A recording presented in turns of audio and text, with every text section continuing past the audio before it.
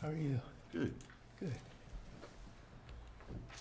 I'm going to call the BZA meeting to order here this morning, and before we get started, there's a sign-in sheet on the side. If you haven't signed in, make sure you do before you leave, and make sure it's for this case. Make sure that you leave by the same door that you came in, so at the end of the day, they're not looking for you since you didn't turn your badge in, your temporary badge. And remind everyone, if they have electronic devices, to go ahead and silence those so it doesn't interfere with the recording of our meeting. So with that, Mr. Dixon, would you go ahead and introduce the file, case number 6444? All right, we got a extension request first, case 6414. Oh, I'm sorry. I forgot about that. Got a March 27th, 2023 letter from a David R. Stair, to whom it may concern due to our brother Randy Stair's unexpected emergency heart surgery earlier this month. We are requesting a one-year extension on the above case plan number. This extension will provide time for his recovery and for the family to make necessary adjustments. We spoke to Kirsten Marple in Development Review, and she suggested that we pursue the western side of this project for the winery and facilities within the existing structure. She has filed a simplified site plan number. That's basically it. Okay. So this is on the way to Pleasant Valley. So I guess that's South Pleasant Valley Road. Any discussion about the request for extension? I assume it's the first extension request. Yes. Yes. I don't have a problem with that. I would move that we approve the request for extension in case number 6414? 6414. Second. Okay, any discussion on the motion? All in favor, aye. Aye. All opposed, no. And that's a one-year And a extension. one-year extension. Okay? All right. Okay, so now, Mr. Dixon, would you like to introduce case number 6444? All right, case 6444, a request for an expansion of a non-conforming use. The site is located at 4820 Upper Beckleysville Road, Hampstead, Maryland, on property zone R 40,000, Residence District and Election District 8, by Jennifer Grubbs, Code of Public Local Laws and Ordinances, Section 158.072. A site visit is tentatively scheduled for Wednesday, April 19, 2023, at approximately 9:50 a.m. In the file of this matter, we have the following documents. Site minutes.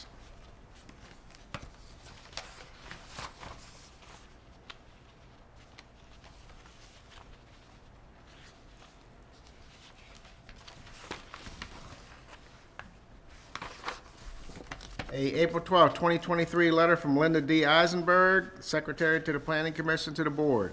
After having reviewed the information contained in the attached analysis, the facts as presented in the application, the relevant portions of the plan, and in accordance with the provisions set forth in the land use article, this request for an expansion of a non-conforming use, if granted, is consistent with the policies, timing of the implementation of the plan, timing of development, timing of rezoning, development patterns, land uses, and densities or intensities. There's an April 17, 2023 letter from a Andrew R. Gray, comprehensive planner. He states the above referenced BZA case has been reviewed for consistency with the policies and recommendations contained in the 2014 Carroll County Master Plan, as amended in 2019, the Carroll County Water and Sewer Master Plan, and other functional plans.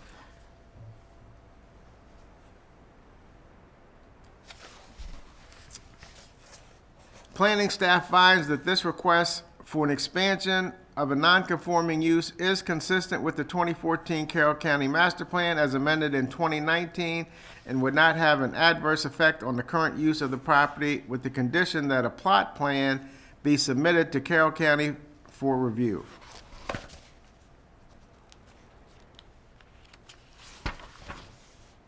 There is a response to Joe Vance's request to various state and local agencies from Andrea Hanley, Carroll County Environmental Health Department. Proposed use may not be acceptable unless it is demonstrated that there is an adequate water supply and adequate area for the installation of an initial and 2 replacement septic systems for the proposed use and any existing uses of this property.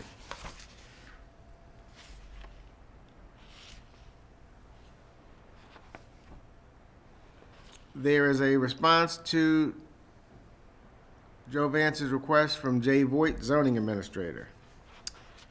He includes the definition for non-conforming uses in 158.033. And then he includes language from 2 extension or expansion limits. All other non-conforming use extension or expansion shall be limited to 50% of the gross floor area of structures or 50% of the gross acreage of the use above that which legally existed at the time the use first became non-conforming, or above that which was approved by the zoning administrator or board of zoning appeals as of October 30th, 2015. There's a notice of public hearing, April 3rd, 2023, for this case. There is a response to Joe Vance's request from Laura Mateus. Comments? No comments. There is a response to Joe Vance from Thomas Harris, permits and inspections. Permits and approvals are required for the dwelling unit. There is a response to Joe Vance's request from Janet O'Meara, Bureau Chief, Resource Management. So, see comments from Pat Varga. There is a hearing notice was posted March 27, 2023 by Scott Robinson, zoning inspector. There is a response to Joe Vance's request from J.P. Smith Jr., Program Manager, Ag Land Preservation Program. This property is not in ag preservation. I have no comments at this time.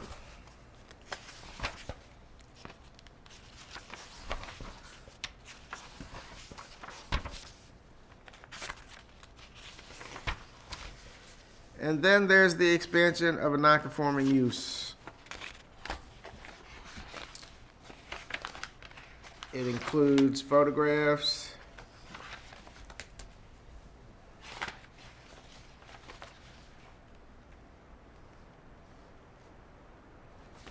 I would ask that the file be entered into evidence. So I have a motion to enter the file into evidence. Do I have a second? Seconded. All those in favor, aye. Aye. We will go ahead and move the file into evidence. I'm assuming you're Ms. Grubbs? You go ahead and come to the table here, where the microphones are.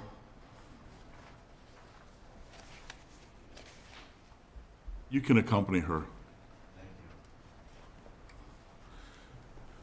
Before you have a seat, if anyone is interested in this case today, sir, are you here for this case? Yes, sir. Okay, so it's only you two. Okay, can you please raise your right hand? Do you swear or affirm under the penalties of perjury that the testimony you are about to give is the truth, the whole truth, and nothing but the truth? Yes. Yes, sir. Okay, very good. You can have a seat. So let me go through the procedure that we use here at the Board of Zoning Appeals. You as the applicant can go ahead and present your case. And both of you, I'm assuming that he's also going to testify on your behalf? Yes. Okay, so what will happen is you give your testimony, the board will have the opportunity, anyone else in the audience can ask you questions of your testimony, and then we'll go ahead and you can make a summation comments, and then we'll decide the case. So please state your name, address, and occupation, and spell for the record your last name. Okay, my name is Jennifer Grubbs. My address is 814 North Hawksville Road, Hampstead, Maryland 21074, and I am a medical billing specialist for Carroll Family Medicine. Okay, so your request is for an expansion of a non-conforming use. So in your presentation, could you tell us what the non-conforming use is and what you want to do with the property? There's already a trailer that was there that's run down on the piece of property, and what I wanted to do was put a double-wide trailer on there. It's a manufactured home. It's going to be bigger than what's already there, obviously, but I just wanted to basically just make bigger of what's there. It looks like a regular home. It's like a rancher type place. I have pictures of it I can show you of what it looks like. if you would like to see Yeah, that. and these are copies that we can put in the file. You want to Yes, enter those in yes, evidence? I wanted to add it to that file, I just, Okay, so you can go ahead and approach Mr. Dixon, and he'll go ahead and label those, and then we'll enter those into evidence. If you want to refer to those after he labels them, that would be appropriate. Okay, well, it's just 2 pages, so I'll just make it one exhibit. Okay. So applicant's exhibit number 1. Okay, we'll accept those into evidence. So go ahead. I just wanted a small piece of property to put, just a trailer, just a forever home for myself, just on a small piece of property. I like the location, it's close to home, it's close to both of my jobs, close to family. And you needed the just a continuation, so let me get this straight. The trailer on there was a non-conforming use, and you just want the expansion because it's going to be a larger than one trailer, is that? It's gonna be, what was there was already, a 10 by 50 trailer. And what I wanna put there is going to be bigger, so I'm going to need a bigger land for that. It already has a sewer and a well that was already there, which is another reason why I was interested in the property. And I was also told that I would need something bigger to accommodate, I would need an expansion to accommodate that as well, since what was already sitting there was smaller than what I want to put there. So I need something for the non-conforming as well. So you're just replacing what was there with something that's a little bit Something larger? bigger. Excuse me. What's your acreage on the property? I think it's 0.4, it's 1/4 of an acre. 0.4, that'd be a little bit less than a half. How many, does it have an application there? I'm Mr. really Snyder? horrible with math, I'm sorry. That's fine. Does it have, Mr. Snyder, does it have, I'm so sorry? does it have in there what the square footage is of the lot in the file? Oh, yes, well, no, it has the square footage of the mobile home. No, but, Oh, you mean here? I'm so sorry. I don't know where I would find that. so where would you find that? Okay, the lot is .041 acres. I mean, .41 acres, excuse me. No, you're fine. So Yeah, that would be slight- really slight- tiny, it'd be as big as this Yeah. desk. Yeah, it's a little bit less than half, well, it's less than a half acre. 20,000 square feet, approximately. 18 to 20,000 square foot lot. Okay, board members, any questions? What was of the Ms. Grubbs? Go ahead. Call roll. question of the It's 28 by 56 if you're asking how many. 28 by 56? Yes, does that sound right to you? Yes. Yes, that's exactly right. That's what's on the picture of the trailer. Calculations here. He's gonna-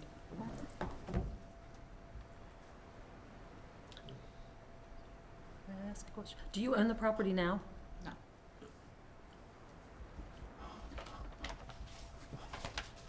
Basically, what she's basically trying to do is see if she can get it approved and. Okay, well, that's okay. Go ahead and identify yourself for the record, and then you can go ahead and speak. My okay? name's Daniel Ham. What she's basically trying to do is see if she can get approved to get a trailer, be able to put on this property, and then she's gonna purchase the property and get everything rolling. Right, she's But she contract needs the purchaser. approval. Yes, sir.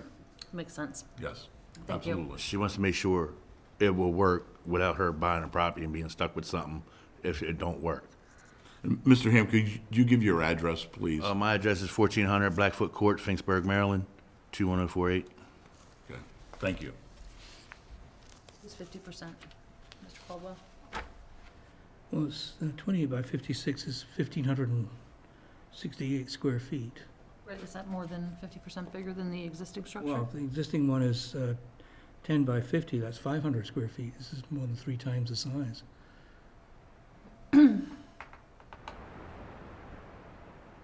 Unless my math is screwy.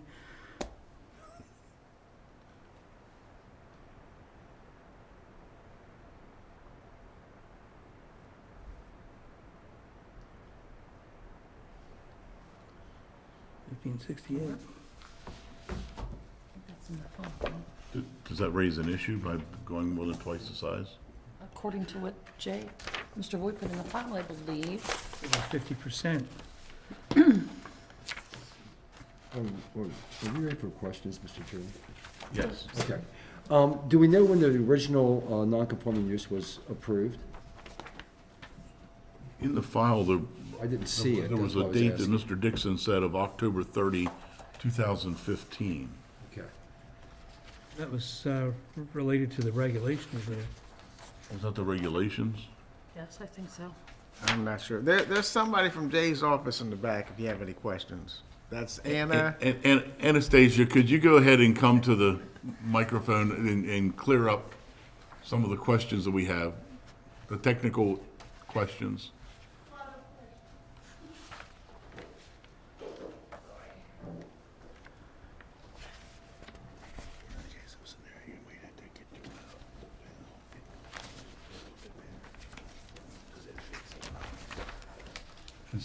And state your name and address, and spell for the record your last name, because Mr. Dixon needs that for the minutes. Anastasia Yemelyanova, and spelling is Y-E, M as a Mary, E, L-Y-A, N as a Nancy, O, V as a Victor, A.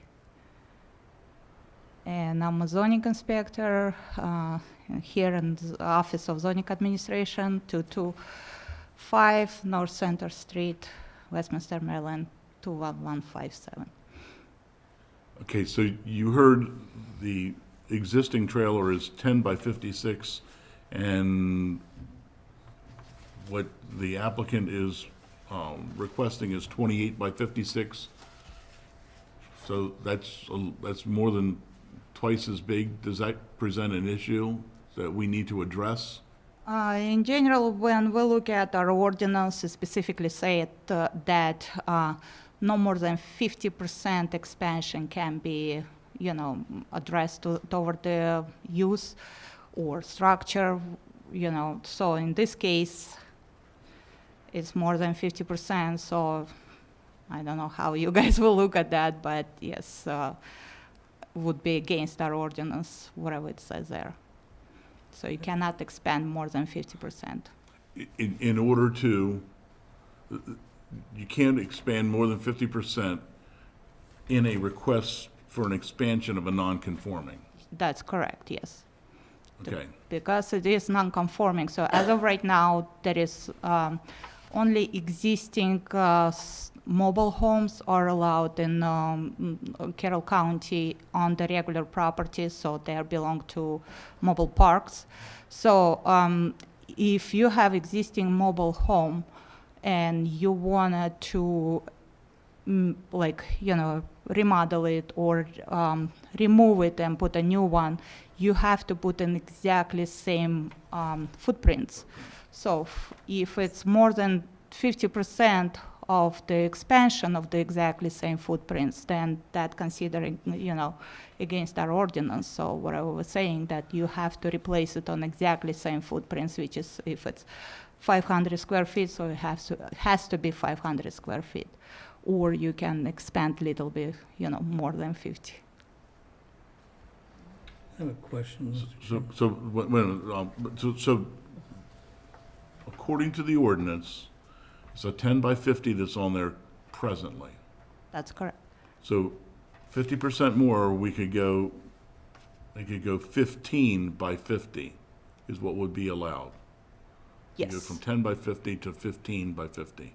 50% of whole structure. So it's 500, so it will be 1,000 square feet total. So depend on what's the measurements of the new mobile home will be. So the whole structure can be expanded only 50% of the total structure. So, 50%, yeah. So 750. 750, sorry. 15 by 50. Yeah. Yeah. Can I, I have a question. if you don't mind? Wait, I have a question for Ms. Grubbs. Are there any other structures on that lot? Yes. How big are they? You mean on the mobile home? No, the additional, what other structures are on that lot? with the mobile home? Oh, they have, there are a couple sheds on the lot. How big are they? About 16 foot. About 16 foot. Okay, Mr. Ham, you can go ahead and answer the question if you. Yeah. You got two sheds on the property. Well, one, it was an extension to the old trailer that used to be there. On the property, the way it's laid up, if you come up the driveway that's there, there's an old frame of an old trailer, which stretches out across the whole, almost the property. Then what they did was put a structure to that. So you got a structure there. I don't know the size of it because I didn't measure it.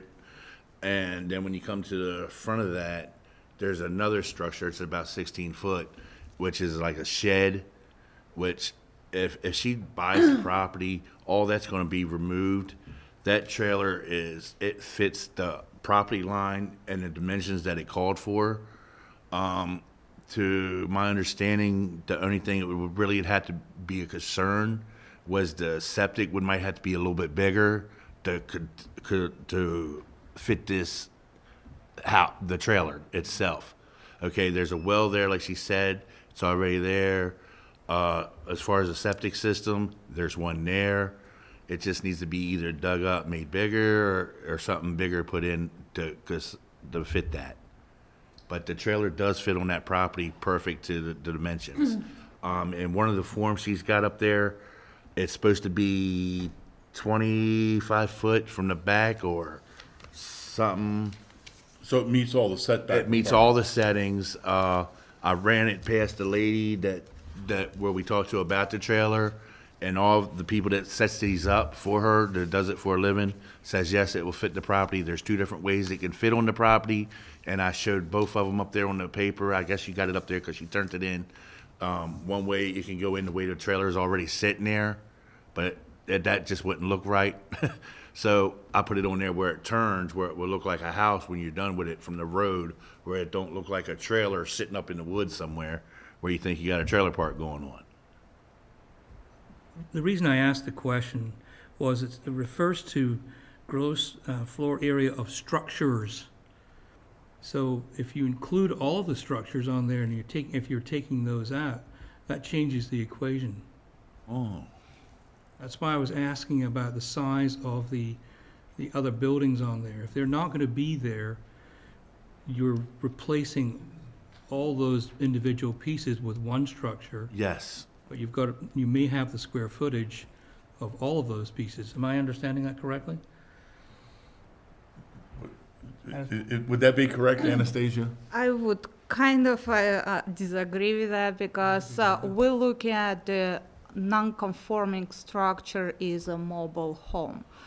The other structures are not non-conforming because you can have accessory structures in any properties, so that way it's kind of, you cannot include that square footage.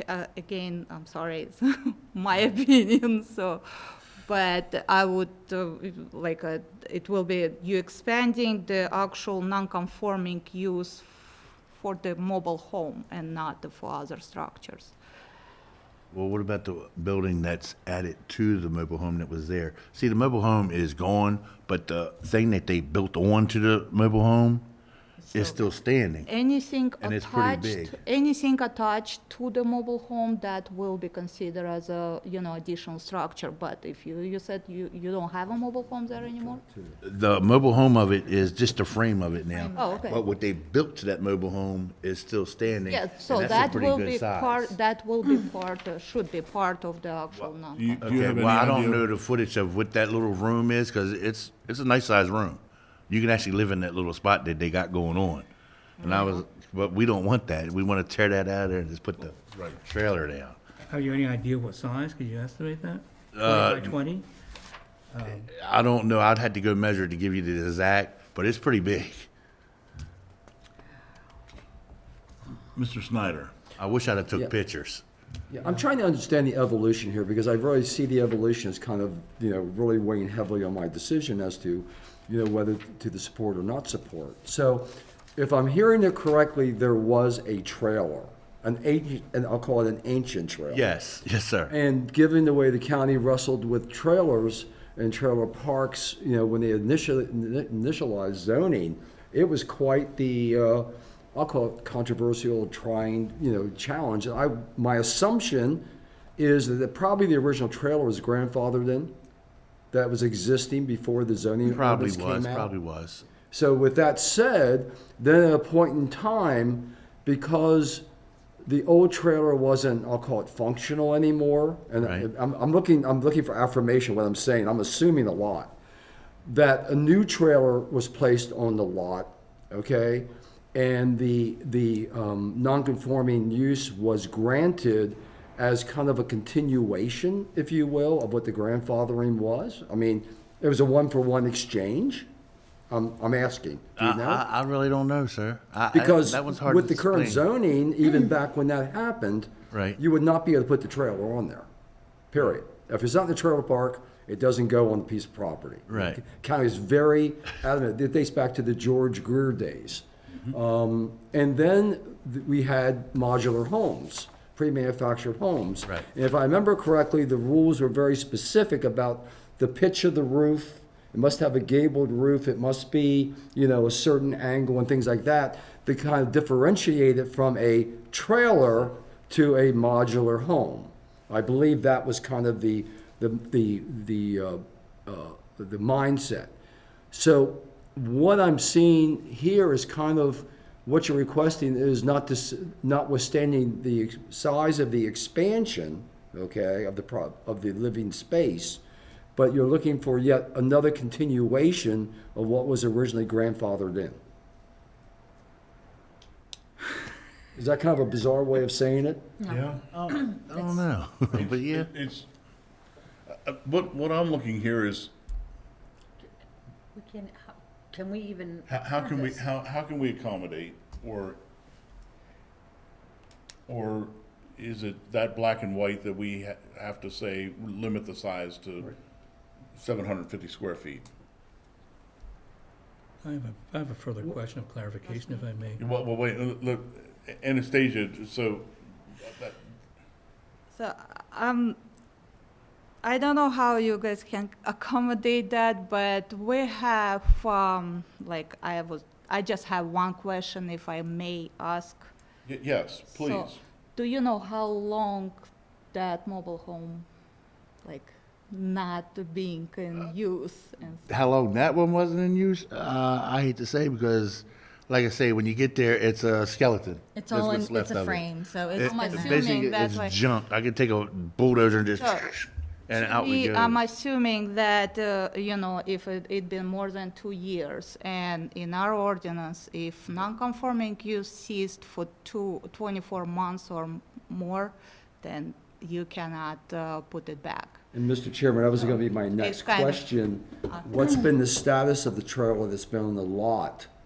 And when's exactly where I was going next. How long has it been since a person has actually lived in that trailer and it's been used for that purpose? Because it's kind of a you use it or you lose it proposition. Well, that's probably what it is. It's loose. It's 'Cause been quite a while. To be honest, the structure that's there that was added to the trailer, okay, yeah, that looks livable. But as far as the trailer, it's like I said, it's a skeleton. It's just a frame. You can see where it was sitting from point in to point in, and that's it. But everything So else is- our dilemma here as a board is if a non-conforming use of a property has ceased to exist in the last 2 years, right. then the non-conforming use has gone away. I'll just throw this in.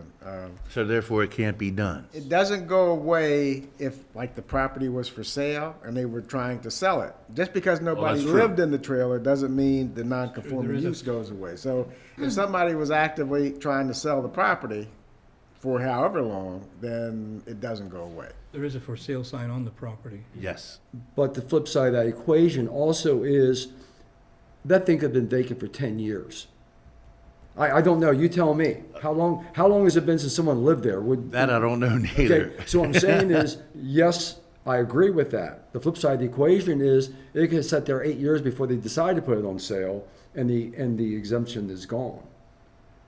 That's correct. Okay. I mean, Maryland Mallet is the case where we. Absolutely. That was the perfect example of, the time period and the property being, for sale, even though it was longer than 2 years since had been used as a restaurant, but had been actively marketed in that time period, which, negated the 24-month, Right. timing. Exactly. I have a question Go ahead. for Anastasia, if I may address you by your first name. Easier. Thank you. Is there a distinction between a trailer, which one would presume would be on wheels, versus a manufactured home? Manufactured home, how we look at that, it's the same as a mobile home.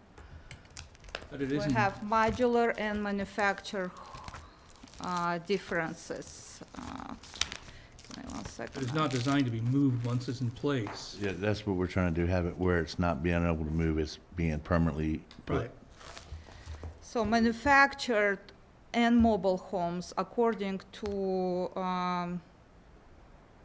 state website, are same, and modular home, that what's the differences in between. So it will be manufactured and mobile, it's the same thing. It still will be on the wheels. So this does not have wheels, so that doesn't apply. It does. It has a probably chase. I honestly, I wouldn't know. I mean, cannot. It will until it gets there, and then it'll be on a foundation. And then they're moving it and putting it right on the foundation, taking the wheels, axles, everything off, and We still, it'll be to the, we still would consider it as a mobile home. Does it have a VIN number, or would it have a VIN plate? VIN, vehicle identification number? no.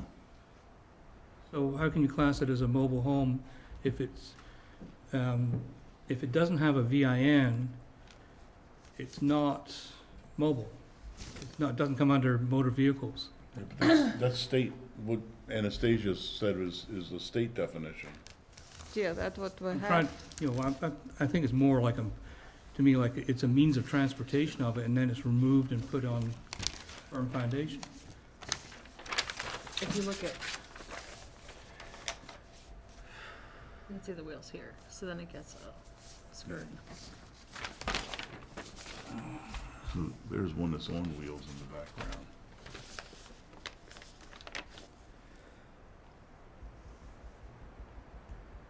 Yeah, that's for transportation though, right? So modular would come in separate pieces, typically on a, Right, a building. Modular would come in on On a a tractor truck. trailer, where this Right. comes in on wheels that are set underneath of it. Yeah, I'm sorry.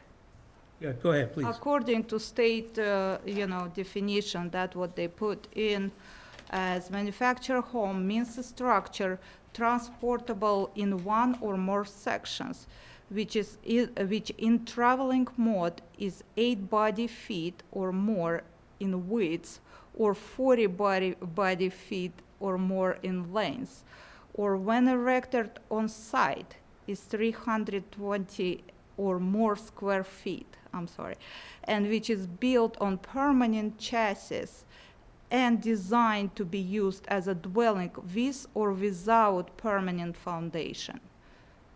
So that's With or how they without the consider as a manufactured mobile home. Okay, I was trying to figure out a way around this, that's all. Thank you for the We're clarification. just walking all around it. What about, Any suggestions here, Mr. Snyder? You know, it's a challenge because you want to be supportive, you want to improve a situation, you don't want to be the entity that gets in the way of perceived progress. By the same token, when the code was written, a pass was given by grandfathering in anything existing. Then, and we're assuming here, but I think it's a pretty fair assumption, in the post, and it's kind of a one and done. You can't continue a grandfathering. I mean, it's one and done. And then for whatever reason, a board at a point in time provided a non-conforming use to do a 1-for-1. And now we're like on our third step. And it keeps on, we keep on kicking the can down the road when this is an R40,000 residential area. And we're putting in, we're not, on one side, we're really wrestling with the fact of doing yet another one-for-one, yet bigger, and the square footage doesn't conform of the expansion. On the flip side, we also are dealing with the area in which this property is and the square footage required for a residential dwelling. My point is, we have two very defined, specific zoning issues that we're dealing with. And while we may be able to look at one and, let's say, compromise, for lack of a better word, it still doesn't address the second. Okay, so, and I'm asking for legal advice here, Mr. Dixon. So based on the information that we have, there was a 10 by 50 existing trailer. There's an unidentified square footage of living area that was attached to that. We don't know what that is. Could we table this case until June, because we can't get it on May's agenda, and have Ms. Grubbs come back to us with what the square footage was on the add-on to the trailer, and then if it would be acceptable, then use the 50% expansion from what the living space was previously, and because we already know the 28 by where is it? 28 by 20 yeah, 56. 28 by 56 is not going to, that's probably not going to be achieved according to our code.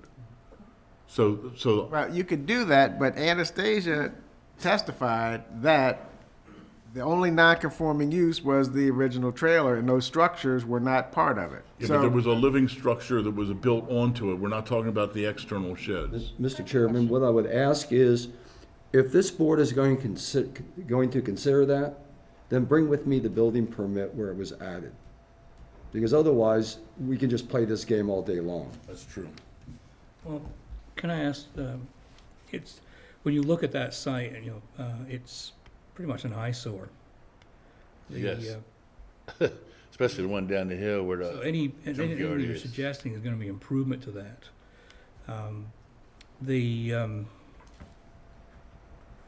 I understand your point of view trying to make this happen. I just have difficulty with it because of the constriction of the laws.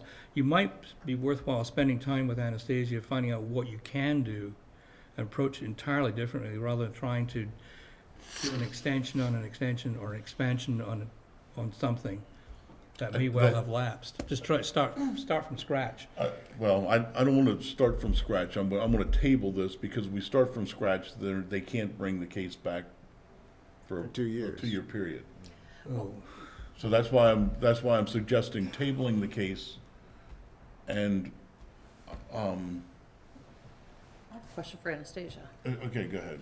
So, recognizing that this does not meet the minimum lot size for R40, presumably this lot has been in existence for years. So the lot size, from my understanding, if I were going to try and build a conventional dwelling on this property, I would be allowed to, assuming that there was adequate septic and I had a sufficient well. Is that a true statement? That's correct, yes. So it's not that the lot size is necessarily too small, it's because they're trying to put a trailer on it. that's exactly So- what she's saying. So if something stick-built was considered, or a smaller modular home, then there would be no need for continuation of this non-conforming use, which by all appearances, we can't grant. That's correct, yes. Another modular home If, require. No, well, I'm sorry, excuse me, I guess well, They put another trailer there. It would yeah, you can't be a trailer, but it could be A modular. a modular Right. or a smaller stick-built. And Just to clarify, just one more question, if you don't mind, so I understand. There's not physically a trailer on this property right now, It's a correct? skeleton. Just the frame. Just the frame, the metal frame, and whatever this structure is that sits over here, That's that's attached half to the it. size attached to that frame. Are you going to, if we table this, are you going to be able to ascertain before the next time we meet how long that property has been vacant and listed for sale? I'm gonna have to talk to the owner. I mean, he hasn't had anybody else interested in the property as yet. I'm not sure why that is.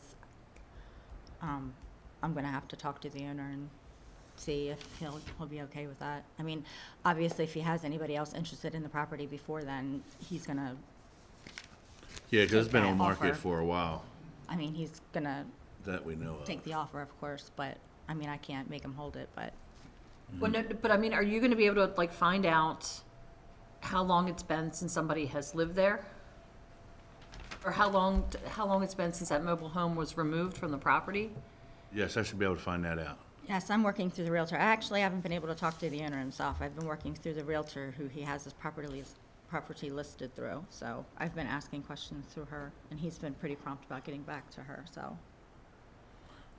So my suggestion would be to go ahead and table this. We can't bring it back in the month of May because of the advertising. We could bring it back in June. And Ms. Grubbs, I think you need to absolutely be talking with either Anastasia or Jay Voigt in the zoning office and see exactly what can be done there. It just doesn't fit what our code is, and we do not write the code. We're here to enforce the code. I understand. And again, another option would be, you wouldn't even have to come before us, you just have to go to permits if you had a modular home as compared to what you're proposing. So, I don't know what the cost difference is, that's not our deal here at the BZA. Is everyone in agreement with that? I'd like to add a Go couple ahead. of comments. You said you're working with a Realtor, so the Realtor should be able to get that information for you from the owner as, part of a disclosure process. And as a side issue, if you have difficulty trying to get what you want, you may be able to negotiate more forcefully with the owner to lower his price that you can afford to put a modular home there instead. That's a possibility. Everything in real estate is negotiable, right? So, just a side issue. Okay, do we have a motion to go ahead and let's leave it open as far as the date? We know we can't put it on the May agenda. So I would make a motion that we table the case number 6444 until the next possible scheduling date. I don't know how else to Yeah, say it. well, and that would also suit their time schedule. Okay, that's fine. So we're not gonna hold you to June. If it takes to July, that's okay. Do we have a second on the motion? I'll second that motion. Okay, so we have a motion to table case number 6444. All those in favor, aye. Aye. All opposed, no. Motion carries. Thank you. Thank you. Thank you. We need a break.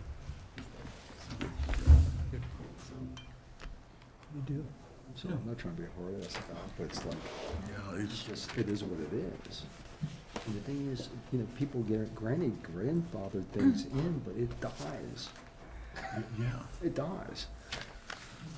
but isn't that crazy? And one could argue, even if the property was for sale, the fact is that when they stop using the non-conforming use over 10 years, I mean, you don't get a re-up. Even the 1-for-1 is not really the way it's supposed to be done. Mr. Dixon, you want to hand us our next cheat sheets?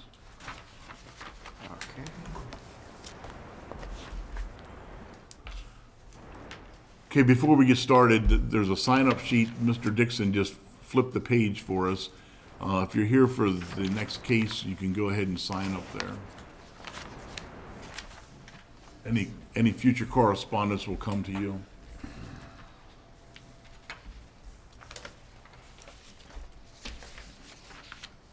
And the couple of housekeeping details, if you have any electronic devices, could you please silence them? And when you leave, please leave by the same door that you came in and turn your badges in, so at the end of the day, they're not trying to track you down.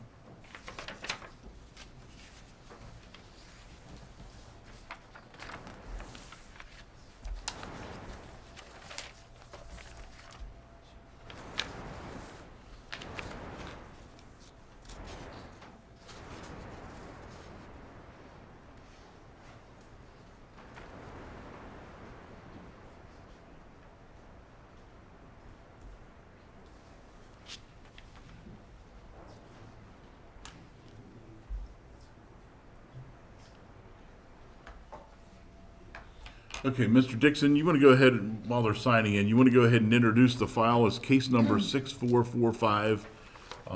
It's a request for a conditional use for a propane storage tank larger than 2,000 gallon and a distance variance. All right, case 6445, a request for conditional use for the storage of propane tanks larger than 2,000 gallons and one distance variance. The site is located at McGregor Road, Westminster, Maryland, on property zone I-2, Heavy Industrial District and Election District 7 by Route 309 LLC, Public Local Laws and Ordinances, Section 158.082, 158.040, and 158.157. A site visit is tentatively scheduled for Wednesday, April 19th, 2023 at approximately 9:15 a.m. In the file of this matter, we have the following documents.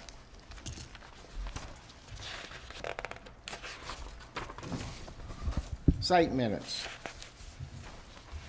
A response to Joe Vance's request to various state and local agencies from Andrew Gray, Comprehensive Planner, Bureau of Planning.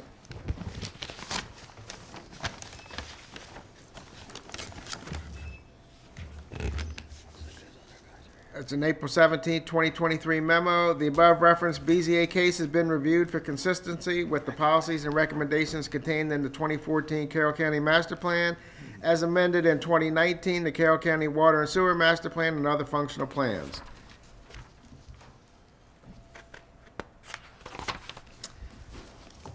Planning staff finds this request for conditional use and variance is consistent with the 2014 Carroll County Master Plan as amended in 2019 and would not have an adverse effect on the current use of the property, with the condition that a site plan be submitted to Carroll County Bureau of Development Review and the applicant confirm that they are not requesting public water and sewer connection at this time, since such a connection will require annexation into the city of Westminster.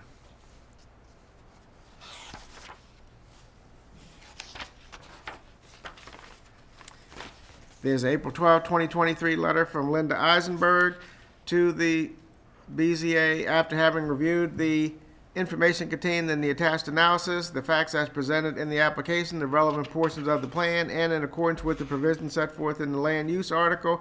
This conditional use request, if granted, is consistent with the policies, timing of the implementation of the plan, timing of development, timing of rezoning, development patterns, land uses, and densities or intensities.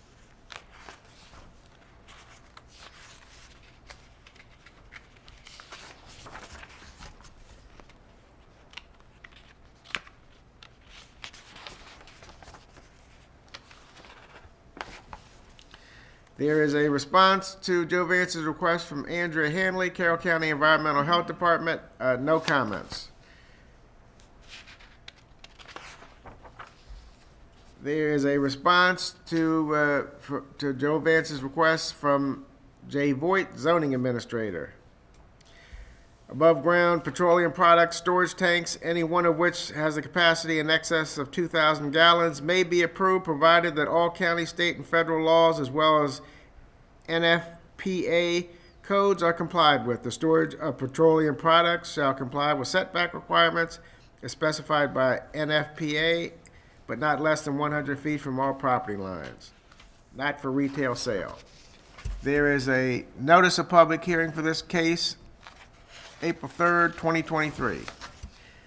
There is a response to Joe Vance's request from Laura Mateus, Bureau Chief, Development Review. A site plan shall be processed in accordance with Chapter 155. There is a response to Joe Vance's request from Thomas Harris, Permits and Inspections. All comments regarding the proposed building will be addressed during the building permit process. All site comments will be addressed during the site plan process. It is noted that the 3/4 water line would not meet the Carroll County requirement of 1-inch minimum. Building and electric permits are required for the tanks. There's a response to Joe Vance's request from Janet O'Meara, Bureau Chief, Resource Management. Comments? She has C attached. There is a response to Joe Vance's request from J.P. Smith Jr., Program Manager, Ag Land Preservation Program. This property is not in ag preservation. I have no comments at this time. A hearing notice was posted for this case, March 27, 2023, by Inspector Scott Robinson.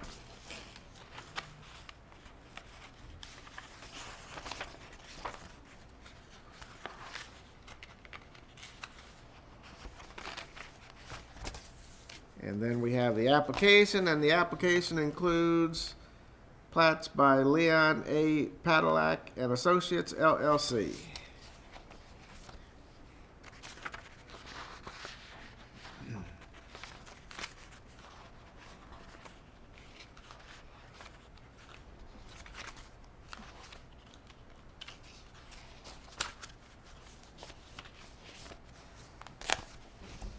There is a letter, March 8, 2023, to the board from a Matthew E. Herf with the filing. I would ask that the file be entered into evidence. Do we have a motion to enter the file into evidence? So moved. Seconded. Okay, we have a motion to enter the file into evidence. All in favor, aye. Aye. All opposed, no. Motion carries. We'll enter the file into evidence. If you plan on testifying in today's case, in this case, could you please stand and take the oath? So whether you're either for or against. Stand up. That's got him as well. Raise your right hand, please. You swear or affirm under the penalties of perjury that the testimony you are about to give is the truth, the whole truth, and nothing but the truth. Very good. You can be seated. Mr. Herf, I'm assuming that you're the counsel for the applicant here. I am, for the record, Matthew Herf, H-U, R as in Robert, F as in Frank, F as in Frank, on behalf of the petitioner, Schaefer and Schaefer, Westminster, Maryland. On behalf of Route 309 LLC, the petitioner, and their trade name is Great Valley Propane. Just preliminarily, Your Honor, Board, we're here to present an application for conditional use and also for a variance. We're asking for a conditional use to have propane storage tanks. Preliminarily, we're starting with one propane tank, and a second one will likely be added in the future. As you review the site plan, one is grayed out as a future tank. We're asking that this conditional use occur in the I-2 zone, obviously the highest intensity industrial zone here in Carroll County, in a zone that seems to be earmarked as a high use of I-2 zoning. When you zoom out on the county map, it stands out as a zone that is the county zoning map as a zone that's highly concentrated I-2 zoning in that area. We're also asking for a variance of 25 feet from the 900-foot setback from a residence at 1131 Avondale Road. That residence is in the I-2 zone, which somewhat makes it a unique circumstance that there is a residence in the I-2 zone. We're asking, we don't believe that we're within that radius or short of that radius at this moment. We believe that we're at exactly 900 feet or 901 feet from that residence. We're measuring, as the testimony will show, conservatively, we're measuring from the uses and not from the tanks themselves. So the tanks are actually further away But we're reading the code in a conservative way and saying we should have this at least 900 feet from the uses. So we're asking for a variance of 25 feet in case during the site planning process, the drive needs to be adjusted in some way, shape, or form. You know, as you may have seen in the file, there could always be a reason that while we're going through the site plan process, that the road needs to be, or the drive needs to be adjusted slightly. So trying to give a little bit of leeway there so that a new application does not need to occur to slow down the site plan process. So that's the preliminary, those are just the preliminary observations and statements regarding our application. And I would like to call my first witness, Bud Haley, the owner of Great Valley Propane. And let me, for the people in the audience that have never been through the BZA process, let me explain real quick the process. Mr. Herf is the applicant's attorney. He'll be calling witnesses. After each witness, anyone from the public can ask questions of their testimony. The board will have the same opportunity to ask questions. And after Mr. Herf is finished with his witnesses, then anyone from the audience can go to the microphone and give their own testimony, and you'll be subject to the same rules as the applicant's witnesses. Mr. Herf can ask you questions, and the board can ask you questions. There will be summations by Mr. Herf, and then the board will decide the case. You'll understand the process when it's over, I promise. Okay, Mr. Herf, go ahead. I'm sorry, I didn't mean to interrupt, but No, thank you for clarifying all that. So preliminarily, I have a few exhibits I'd like to present to the board. First, Mr. Podolak, the engineer, has prepared an amended zoning, an amended drawing to demonstrate this property. It doesn't move any of the proposed building or the location of the tanks. It just outlines where the floodplain may or may not be from the board when they approach. I have multiple copies. I don't know if everyone. are these already in the file? These are not in the file. So go ahead and give those to Mr. Dixon, and he will go ahead and label those, and we'll enter those into evidence. Great.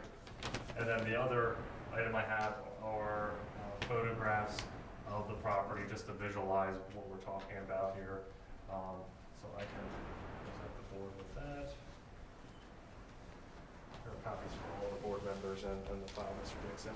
All right. Those are not labeled A through G, or A through F, and then G would be the updated drawing to Mr. Podolak. Okay. And I put labels on the bottom right in the corner.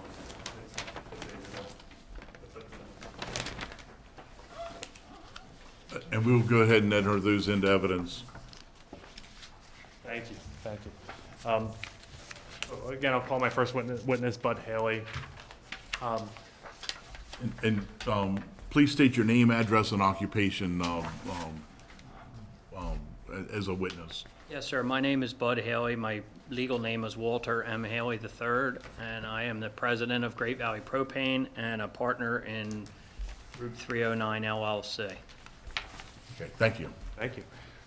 So, Mr. Haley, what type of business is Route 309 LLC and Great Valley Propane? Route 309 LLC is basically a property a holding LLC that I have several properties. This would be, I guess, the second listed within that LLC. It's a Pennsylvania LLC, and Great Valley Propane is a corporation located in Pennsylvania, and we distribute residential and commercial propane. What is your role in that company, in Great Valley Propane? I'm the president and founder. And are you a member in the LLC, the Route 309 LLC? I am.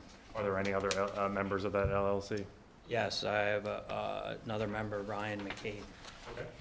And how long has Great Valley Propane been in business? I've been in the heating and air conditioning business for 35 years, but I believe about 15 years in the propane business. Okay. And what areas of the country does Great Valley Propane serve? We are in southeastern PA, Delaware a little bit, and Maryland, and we also have a location in Quakertown, Pennsylvania. Okay. How many employees does the company have? Approximately 50. And what does Great Valley Propane intend to place on the parcel of land subject to this application? For the time being, one bulk storage tank. Are there plans to do anything other than one bulk storage tank? Well, right now, just to fit our needs to our customers, we would need one bulk storage tank, and what we're looking for is have extra tank approved so that down the road, as our company grows, we can add a second tank next to that one. Why is it important to have a bulk, for companies like yours to have a bulk storage tank in various locations? Yeah, with the expense, I kind of wish it wasn't the case, but in the oil business, which I was in the past, you know, you could just take a bobtail truck and go to the terminal and load it. And when I say bobtail, a bobtail is a truck that just delivers to the homes. In the propane business, in just about every state that I know, you really can't, very difficult to be in business without a bulk storage tank facility. The terminals do not allow bobtails to go in and load. We have to have tractor trailers go in and pick up the product, and you need to transfer that product to your own bulk storage tanks. You know, in one way it's good, but in another way it's tough because of the expense, but it's just the nature of the business. So in order to serve customers, you know, competitively and correctly, I need to have a bulk storage facility in this area. Okay. And would there be a building on this property at this point in time? I'm not looking for that right now because of, we're a young company in this area and we're growing, and we have a office facility now that's, is, you know, working out, and a possibility of another one, so. We don't need an office at this point on this site. Okay. But it's a possibility, and you understand that you would need to go through site plan process Yes. and permitting to do that, correct? Absolutely, yes, And you understand you'd probably need a water allocation from the city of Westminster and things of that nature. correct. Would this be a retail or wholesale station that you're building here? Wholesale. Okay. I mean, there would be no reason for anybody to come there if that's what you mean. Right, what I'm getting at is there wouldn't be homeowners or things of that nature coming to this property. No. How many employees would work at this station? At the time, I guess 6 or 7. One driver, six or seven for the Maryland division. Okay. But the 6 or 7 employees, the Maryland division would not be working at this site because there's no structure, correct? Correct. It would basically be for unloading tractor trailers and loading delivery trucks, bobtails. How many tractor trailers would come through this site in a given week, would you estimate? With the current volumes, 2 or 3 times a week, maybe, Okay. in our busy season. And how many times would a bobtail truck come through this site? Hopefully, you know, every, or 2 trucks, maybe once or twice a day. Okay. And what times a day would they come through the site? Typically, the trucks are loaded in the afternoon when they're done their route, so, I'm gonna say noon and 4, or noon and 5 or something. Okay. Okay. And you've been to the site, correct? Correct. What characteristics of this site make it well-suited for the purpose? Well, it's zoned industrial. It's accessible, easily accessible from, you know, major highways, and it's, you know, it's in a good area as far as our delivery base, current delivery base. It just seems to work for us. Okay. It will work for us, I hope. And will there be lighting and security on the site? Yes. Okay. What type of security would be on the site? Well, all of them, our bulk plants are fenced in, I think 6 or 7 foot cyclone fence, power gates, and the lighting is done to code, and obviously in the wintertime, and some mornings and certain daylight savings, we need the property lit up, and for security reasons, we need it lit up. I'm sure we'll do a lighting site plan and. You understand Right. that whole process, correct? Right, and cameras, security cameras. Does Great Valley have other propane transfer stations, bulk transfer stations? Yes, this will be our third. And you're working with Peter Podolak and Leon Podolak and Associates on this project, correct? Correct. And you understand you need to go through a site plan process to build this project, correct? Correct.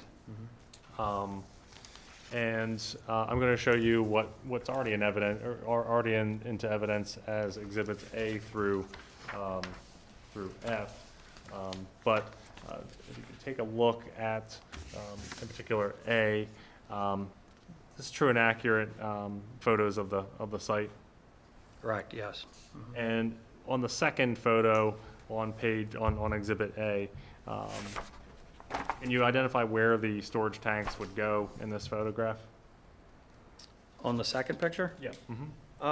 You could see like an incline with some trees on it, and at the top of that site, top of that would be where the tanks would go. Okay, so the tanks will be up on the top of the hill, correct? Correct, beyond the tree line, yes. And this is from McGregor Road when you're driving onto the property, correct? Yes, On the second page, is that a little bit better photo of how the uphill will go? yes, yes.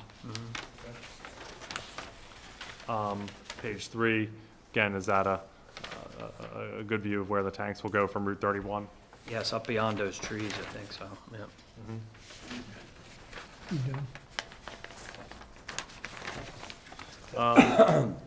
And you also understand that for this site, you're going to need permitting for electrical and things of that nature. Yes, yep. And you have a regional manager who will be here in the state of Maryland, correct? Yes, Scott, yeah. He's seated right to your right, Scott Antowak? Ankoviak. Ankoviak. I know I butchered that. Ankoviak. And does he have many years of experience in the propane industry as well? Yes, probably more than me, yep. Okay. Okay.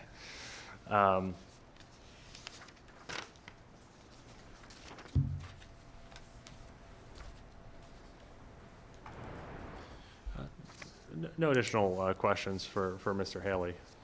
Okay, does anyone in the audience have many questions of Mr. Haley's testimony? Yes, sir. Go to the microphone. Please state your name, address, and occupation, and spell for the record your last name. My name is William Caswell, Caswell, and I own both properties next to the proposed site. And my question would be, we still haven't been told how big the tank is going to be. Any idea how big the tank's going to be? Yes, they're 30,000 gallons each. And you're gonna put one in now and then another eventually. That's correct, yep. Okay. Okay. And there's the setback from my line is 100 feet. Is that correct? Does anybody know what that is? I've got no information on this at all. Nobody sent, they Okay. sent me. Are you 1201 Yes. New Windsor? Okay.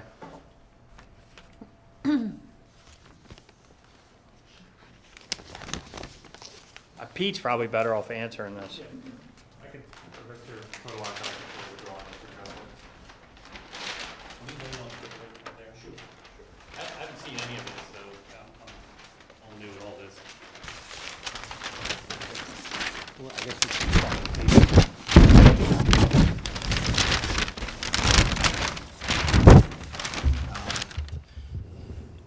Right now we have 100-foot Yeah, setback and this from may the be property better line question, sir, to for the Mr. gas. Podolak, but Yeah. Mr. Caswell, since this is Mr. Podolak's expertise, how about if we wait? He's going to be, I'm assured that he's being called as a witness. absolutely. Okay, I've been assured that he's been called as a witness, and you can ask him those questions, okay? Yeah. But here's the 900-foot. So- Okay, yeah. No, that's not mine. I own these two here. So we'll go ahead, we'll wait then. And any other questions, Mr. Caswell, of Mr. Haley's testimony? Yeah, the only other question would be the grading on the site. How much, I mean, the site is, got a lot of dirt. Again, would that be a Mr. Podolak? I think so. I think so. Okay.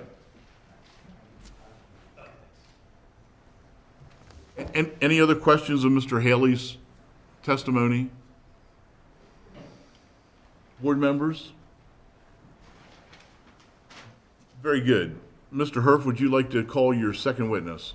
Yes, sir. I'd like to call Peter Podolak, the engineer in this matter. Yeah, that's fine. Yeah. That way I can have the, anticipating the question, I have this out for you. Good morning. Okay, Mr. Podolak, could you please state your name, address, and occupation? Yes, Pete Podolak, trading as Leon Podolak and Associates LLC. I'm a professional engineer, registration number 19561, and my address is 147 East Main Street in Westminster, 21157. Okay, and spell for the record your last name. It's Podolak. Okay, thank you. Mr. Podolak, you're a certified professional engineer, correct? Yes. And what's your level of education?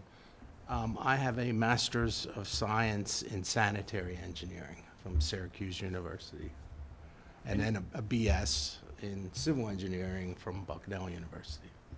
And you've testified before this board as an expert witness before, correct? Yes, I have. And you prepared the drawing as it relates to the property subject to this petition, correct? Yes. And I'd offer Mr. Podolak as an expert witness to the board. We will accept him as an expert witness in the fields that you outlined, Mr. Herf. Thank you. And Mr. Podolak, you've prepared the drawing that's already in evidence as Exhibit G, but I have it out in front of us both. Is this a true and accurate copy of that drawing related to the property? Yes. And you agree that this is a zoning plat, not a formal site plan, correct? Yes. And you understand that you're going to have to work through the site plan process with the petitioner moving forward, correct? Yes. And is McGregor Road a county road? I do not believe, I do not know the answer to that, to be honest with you. Okay. I believe it may be a private road just because it serves, because it's an industrial subdivision and it serves lots within an industrial subdivision. Okay. But Maryland 31 is obviously a state highway, correct? Correct. And is this site well suited for a propane storage facility? Yes. In addition to having I guess the proper zoning, it has sufficient size. It also is served by a separate road, so it wouldn't be necessary to provide an entrance onto the state highway. So that greatly simplifies the site development plan process. And, we know there's safe and adequate access to the state highway. And have you looked at the zoning for this property? Yes. And have you looked at the zoning for the general area? Yes. It's generally almost the same. Most of the surrounding properties are also zoned industrial. So it's fair to say it's a large I-2 zoned area. Correct. And in terms of the size of the specific lot, you're aware of what some of the I-2 zoning uses could be, correct? Yes. Is the size of this lot well suited for many of those types of uses? Yes, yes. Well, but for example, you wouldn't be able to put a large manufacturing plant on here or a power plant or things that are very large in size, correct? Yes, I mean, the site itself has restrictions with respect to area. Yeah. Yep. And you're aware of the different requirements of the county code in terms of setbacks, correct? Yeah, yes. Now, anticipating a question from Mr. Caswell, I understand that He's the owner of 1201 New Windsor Road. Approximately how far would the tanks be from his property line, plus or minus, based on the current plan? Based on the current lot layout, the nearest corner of the tank to the property line is approximately 150 feet. Okay. And you're aware of the setback is it must be more than 100 feet, correct? Correct. The minimum would be 100. You'll be working with Hiltz Propane, the company that will install, the mechanical engineering company that would install these projects with the state and local fire codes and things of that nature, correct? Yes, yes. Um, And we've discussed some of those issues. I know one of the issues was the proximity of the building to the tanks, which I believe is a 50-foot minimum setback. And so we shifted things around to make sure that we complied. So you're well suited to proceed in the site plan process to make sure these comply with the county engineer's requirements? Yes. And you're aware of what types of trucks, you heard Mr. Haley's testimony about the types of trucks that will be coming in and out of the facility, correct? Yes, yes. We've talked with Mr. Haley and with the mechanical engineers, and the largest truck that will be coming in here will probably be a tractor trailer, a W65, which is a very large truck. We made provisions for that size truck. We looked at turning radiuses, turning movements, the ability of the vehicle to come in, pull up to the tanks, to, unload the propane, and then safely egress out of the property back onto McGregor Road. And then we've also looked at some of the bobtail trucks, which are a little easier to maneuver. And we've established a station for filling of Bobcat trucks as well. Okay. And obviously, we talked about the actual zoning of the property, but you've been out to the property, correct? Yes. And in addition to the zoning being aligned with the I-2 zoning, have you observed that the uses in the surrounding area are also I-2 in nature? Yes. Do you see, in your review of the area, do you see any adverse impact on any of the neighboring properties for this type of project? No. Frankly, this particular use would be a low-traffic generator. Based on Mr. Haley's testimony, we would be less than 25 peak-hour trips during a weekday. So in all likelihood, we would not be required to do a traffic study, given the proposed traffic. As Mr. Haley testified, the building is something that may come in the future. So this particular use is not a noise. It doesn't create a lot of noise. There's really not a lot of noxious fumes or, like you might have if you were, say, making tar or something, you know what I mean? Right. Or some other manufacturing. So as far as the neighborhood, I think it's a good, quiet use. Yeah, you concur with the idea that compared to some of the other I-2 uses, this is a lower noise and sound and gas generator, odor generator. Yeah. You're also in your drawing and your work on the second page. There was a property on Avondale Road that is approximately 900 feet plus or minus from the uses, the drive, correct? Correct. We measured the distance from the edge of the pavement. But if you go to the property line, then we may need a variance, which I believe you will have covered. Yeah, you went more conservative than maybe necessary, correct? Yes. The tanks are actually further from that property than the drive, correct? Yes. And it's accurate that we're asking for a variance of 25 feet, just in case some adjustments needed during the site plan process, correct? Correct.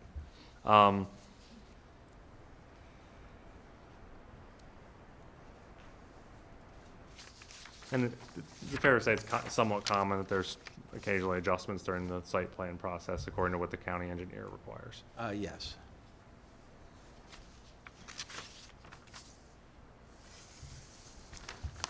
And again, in addition to whether or not this project is adversely impacting the neighborhood, is there actual, does it actually, does it adversely affect the public interest in this area? No. No additional questions for Mr. Podolak. Okay. Mr. Caswell, do you have questions of Mr. Podolak? I see you're back there studying the, I mean, it's pretty self-explanatory. no, go to the microphone, go to the microphone. It's pretty self-explanatory. The grading, I can see it all on the plan. Yeah, so just still looking at it, so. Okay. Any questions of Mr. Podolak's No. testimony? Nope, and I know Leon, I know he does a good job, so it looks good, so. Okay. Any other questions from anyone in the audience about Mr. Podolak's? I do have some comments when we're Yeah, up for that. we'll get to that. Like I said, Mr. Caswell, you will understand the process when it's over. Yes, sir. Go to the microphone. Please state your name, address, occupation, and state for the record or spell for the record your last name. My name is Kelly Reiser, Raiser. I'm one of the employees at the 1201 New Windsor site. My question is, so from a environmental and health and occupational perspective, has there been any studies that have indicated the risks associated with propane fumes or safety issues that might arise at such holding tank places that might impact the occupational workers at the off-site? At the site adjacent? Yeah. I'm not in the propane business, but of course, when a project comes in, I always like to do my own little get to know the industry and what's going on. It is possible for a propane tank to explode. Okay, I don't know what needs to happen in order for it to ignite. But from everything that I've read on site, the possibility of that happening is fairly low. Hey, Mr. Podolak, could you just face this way? I know it's a little difficult, Sorry. so that you're into the microphone so we can understand every word you're saying. Yeah, what I was saying is the probability of a catastrophic event, such as an explosion, is relatively low. If it was a great risk, you would hear about these facilities exploding all the time. And I'm trying to think the last time I heard in the news that a propane tank exploded. So I think probably on a residential, a guy with his own barbecue, I think that you probably have some possibility, with a barbecue. But I, for the life of me, can't think of an episode where a large tank has exploded and caused, major issues. With respect to fueling and everything of that nature, I believe everything is contained in pipes and underground. I don't believe there would be any fumes. And I think Bud probably may better answer that. But from my understanding, there would not be, it wouldn't be like, you're hooking up your gas grill and you turn it on and you haven't lit it yet, you know what I mean, and the gas is, it wouldn't be that type of a situation. So I think, as I said, overall, from what I've read online, the safety is high, and fumes are low, and this particular facility would be limited to filling the tank, and then from the tank filling the Bobcats. So it's basically a transfer station, as it were. So Okay. Any other questions? In addition to that, has there been any investigation as to, or evaluation, I should say, not investigation, of how closely the train tracks are located to the propane tanks where they'll be situated on the property?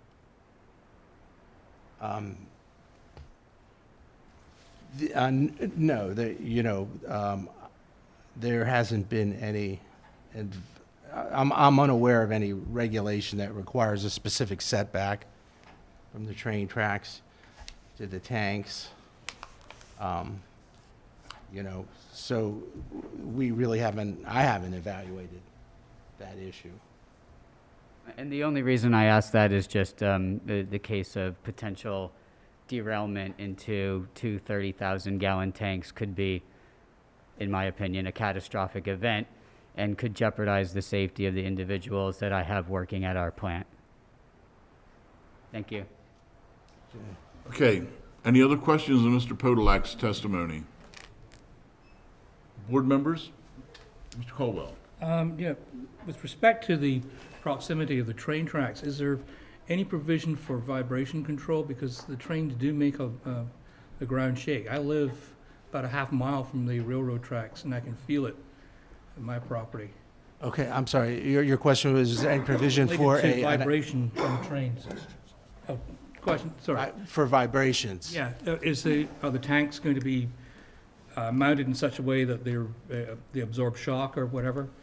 I believe these tanks do sit, and again, Bud is more of an expert in this than I am, but I do believe they sit in a self-contained bedding, as it were, and that bedding also kind of, if there's any leaks of any sort, would also provide capture of that, and that, that probably would eliminate a lot of the vibrations, With respect to the tanks to the railroad tracks, we have buildings that are filled with people working, and these buildings are closer to the railroad tracks than these tanks.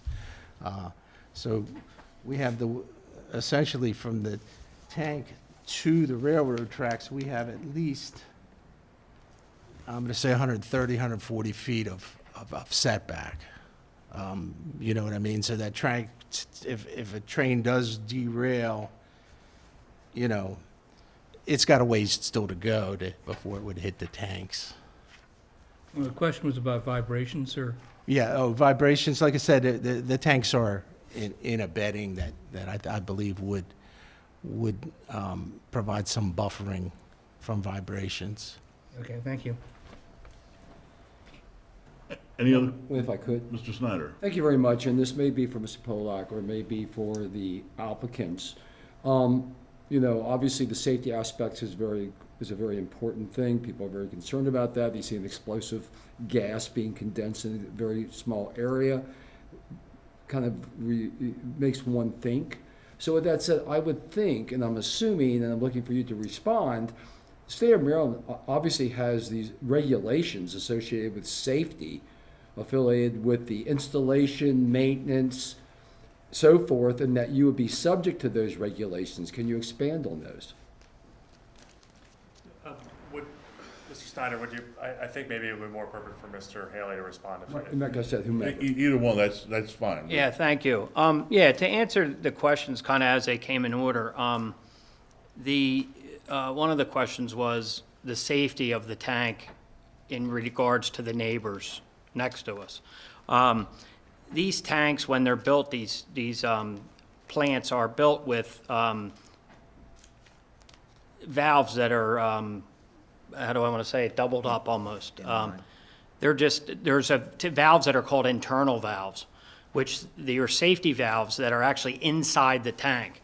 So if in the event of a catastrophic loss, whether it's an earthquake or a train derailment or just about anything, those valves automatically close internally in the tank.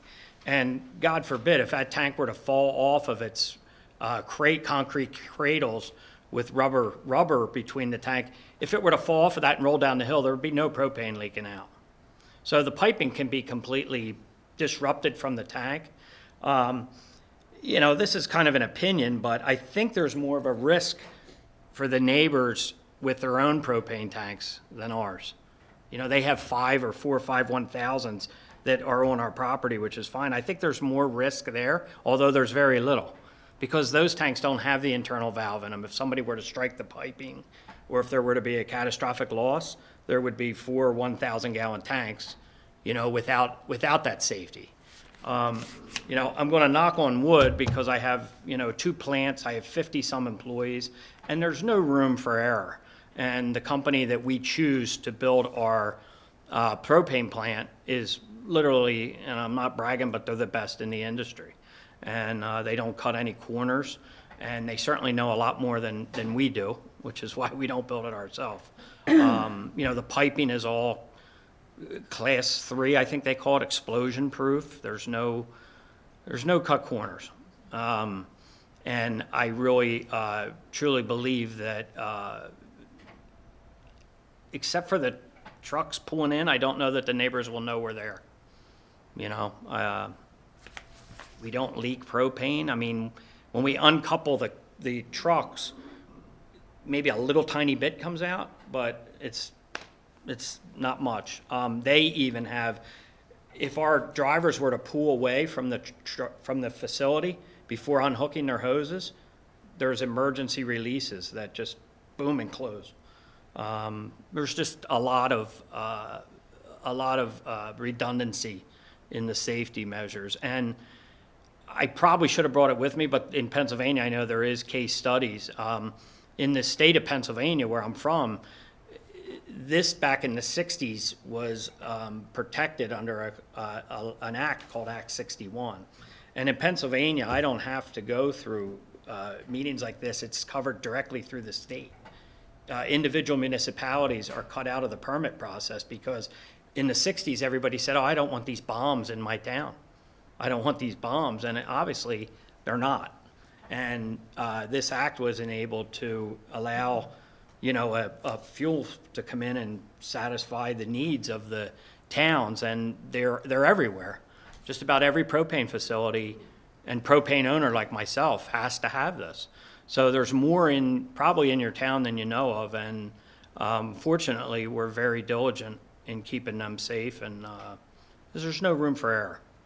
There's just none. As a follow-up to that, if I may, and just for informational purposes, is there an inspection process by the state or anybody who comes out and checks tanks? Well, they can anytime they want. In Pennsylvania, we don't see them too often.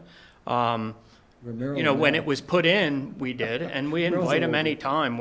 But we hire, our staff is trained, very well trained on the inspections, and we also, the installer, we have a contract with them to where they come, every year and do inspections.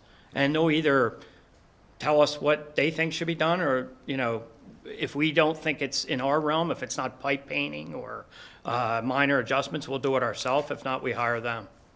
Understood. Yeah. Thank you, Mr. Chairman. Any other questions? Very good. Do you have any other, Mr. Podolak, thank you. Any other questions or any follow-ups with your witnesses, Mr. Herf? Yes, if I could ask a few follow-up questions of Mr. Haley to just. Yeah. And just, you can just remain seated so we can get every word of yours recorded. Thank you. Mr. Haley, have you had any safety concerns at any of your transfer facilities? No. And- Knock on wood. Right. And have you had any concerns about health from one of your employees over the years? No. Okay. And is it fair to say that drivers from Great Valley are going to be the only ones that are interacting with this bulk transfer station? So there's not drivers from some third-party company coming in, right? Not very often, no, if at all. Okay. And do you have high staff turnover or low staff turnover? Low. Okay. Yeah. And where are some of your other facilities situated in terms of other buildings and commercial uses and in residential uses?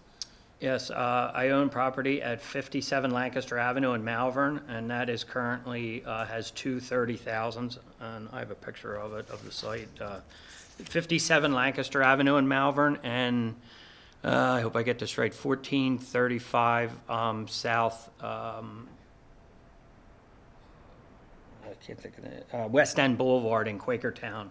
Has a facility there, a property that I own, that is, has one 30,000 with the cradles in for an additional 30,000 if and when we need it. And are they in close proximity to other buildings and things of that nature? Yes, they're all in, commercial districts, very similar to this one. Actually, this one is probably more spread out, more rural and open than those. But yes, they're all within, business districts of the towns that they're in. And you heard the concern from Mr. Reiser about the train tracks, and in your experience in the industry, where are the large transfer stations located in terms of railroad tracks? Yeah, ironically enough, and we haven't even looked into this because it's not in our near-term budget, and I don't even know if these tracks are commuter or what they are, but, probably 60 or 70% of the propane that is burnt in homes across the eastern United States are delivered by rail. So those tanks are rolling, 15, 20, 30,000 gallon tanks with the same internal valves riding on the tracks. Many large propane facilities have their own railroad siding where the tanks come in and are unloaded into big bulk tanks. So rail is a very integral part in the propane business as far as getting product to guys like ourselves. So again, anything can happen. The other thing too to keep in mind is the thickness of these tanks are like an inch thick in steel. So they're just, I would have no problem buying a 1967 tank. It would mean nothing to me if it was a 1987 compared to a 1967 because they're completely refurbished. The steel is so thick on them that they just don't go bad and they hold their value. So, again, they're built to last, and I don't anticipate. And keep in mind, every bit of piping and every bit of tank structure is kept above ground. So there's nothing like underground, and you wonder, what's happening with that piping? Is it corroding? Is it, so it's all visible and kept up and painted. And that's basically the maintenance that we need to do on our plants is keeping the pipes painted and, weeds and growth from around it. Other than that, they're built right. And you indicated that you plan on using Hiltz propane as the mechanical engineers to inspect these tanks, correct? Yes. Yes. And they're a top-notch operation in your observation. I would say they're the biggest around. I believe they are. I mean, in the whole country, they travel. They travel everywhere, and they're probably one of the biggest in the country as far as propane tank plant construction goes. And they've installed other systems for you in the past? All of them. And all three. And in Westminster as well. Okay. Yeah. Mm-hmm. Hey, I have no additional questions for Mr. Haley. I had two other pieces of evidence I'd like to present to the board. They're both of the administrative notice variety. I'd ask that the board take notice of its own file, case number 5255, a decision from 2006 regarding a property at 1333 Avondale Road. The reason being is that there was a conditional use approval for large propane storage tanks there back in 2006, and we have not heard about at least I have not heard of a safety concern since, and those tanks are near the railroad tracks as well. So I just point that out as a good thing. These systems work well. I also would point out, just ask the board to take administrative notice that McGregor Road is a county maintained road. With that, I submit. Okay, you want to go ahead and you want to submit that case Absolutely. I only have one copy of it, so Okay. I would be happy to give it to Mr. Dixon. Okay, and we'll go ahead and then accept that into evidence.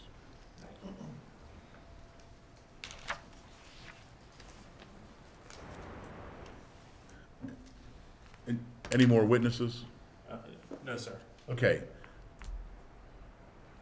Mr. Caswell, now is the time for testimony from anyone in the audience, so you can go ahead and go to the microphone and present your testimony. So, I'm not necessarily And please identify yourself. William Caswell, Okay. the owner of the 2 properties next door. So I'm not necessarily opposed to what you're doing. Lord knows we need more competition, not less. But there is a concern with the safety issue of it. I know that, you know, the setback for the house that's on the other side is pretty far. And it's a little concerning that they kind of leave us wide open. I'm concerned with my tenants. I'm concerned with my future tenants, of having, you know, this there. The way you have it set up looks good. I mean, that's probably the way to do it, no doubt about it. And like I said, we need more competition, not less. I am concerned a little about the railroad with all the railroad news lately. As far as a spillage, I mean, most of the time a spill would probably happen from transferring a truck, you know, or something like that, if it would happen at all. And I know, and I've looked into this, I know propane is pretty safe, even as far as spills. But the next building over I have is a brewery, and it has lots of people going in and out of there. So there's just concern, you know, and I know they're safe. I've looked into that. You know, they're very, you know, it doesn't, they don't blow up very often. And if ever, I don't know if there's ever been one, at least in my lifetime. But there is some federal regulations. That's probably why that house has the setback it does. It's pretty far for a tank that size. The federal law actually uses a 30,000 gallon tank as an example, and the setback is 660 feet is what it should be safe for. But again, I'm not necessarily opposed. I'm just concerned, you know, and that's kind of where I would be with it. So. Okay, just, Mr. Caswell, just stay there. Mr. Herf, do you have any questions of Mr. Caswell's testimony? No, I do not. Okay. Board members, any questions of Mr. Caswell? Is that flexible? It's part of it, so for the train, it's built for that, that's all. We good? If I could recall Mr. Haley, just to clarify one additional point, if the. Okay, Mr. Caswell, you can, I'll give you a second chance at the microphone if you have any additional questions after the recross. Go ahead, Mr. Herf. And Mr. Haley, do you have any thoughts or observations on the piping related to these tanks as it relates to the vibration from the tanks? Yeah, just looking back, like none of, I would say that my other 2 facilities don't have train tracks in the vicinity of it, but even though they are built with, you know, concern, I guess, with vibration, because the last, anywhere there's a line hooked to my tank, it's a high pressure flexible line. So in the event that there would be a earthquake or a ground disruption, the lines have flex lines put into them, and they're double wall stainless steel and high pressure. So, you know, there is provisions put in for, you know, vibration and movement in the tanks. Just one thing I wanted to point out. The other thing I wanted to point out, that obviously we want to be a good neighbor. If they have any questions, if he has any questions, I'd like to give Mr. Sewell my number. I apologize, we did meet the neighbors, and I didn't know that, you know, it wasn't owned by the occupying tenant. But if you have any questions, you know, feel free to call. And our tank engineer that's going to build the facility will be a lot better at answering questions than I have been today. And you're welcome to, you know, I can get you a conference call with them or whatever, so. Okay, anyone else from the audience have any testimony on this case? Okay, presentation of testimony and evidence is now closed and summations are in order. Mr. Herf, any summation comments? Yes, please, thank you. In terms of the conditional use, the standard to apply is obviously the Schultz versus Pritz test, and I do not think that there's any adverse impact upon any of the neighbors by granting this conditional use. And in fact, I think the request is in harmony with the general purpose of the I-2 district, which obviously is the highest intensity industrial district in the county. And when you look at some of the permitted industrial uses, they are much less intensity than what we're proposing to do here. Without getting a conditional use permission, you could have a concrete mixing plant, you could have a blast furnace, a steel mill, a heavy manufacturing facility, a commercial sawmill, coal yard, power plant, pelletized sewage storage. So there's lots of other things that could be there that would be much more adversely impacting the neighborhood. I think this is a situation where we have a quiet neighbor, not a high traffic situation. It's not going to emit an odor or noise. And the safety, I think, situation, especially with Great Valley Propane, a very professional operator, is beyond reproach. I think they're going to work with Hiltz Propane, again, who has an excellent reputation. I think also when we're looking at the conditional use of this lot, the lot's rather small in size, so some of those other industrial uses really wouldn't be well suited for this lot. So I think we would like to move forward with something that like this that would be well suited so that there can be productive use of that piece of property. Regarding the variance request, I'm reviewing Montgomery County versus Rotline as the case law here. And it's our position that a strict compliance with the 900-foot setback would be unnecessarily burdensome on the petitioner, in that it's well known that through the site plan process, sometimes slight movements in terms of the placement of roads and drives and things of that nature are needed. And when you look at what we're asking for, a very small de minimis variance of 25 feet, because we're taking a more conservative approach on what variance is needed, because we're measuring it from the drive and not from the tanks.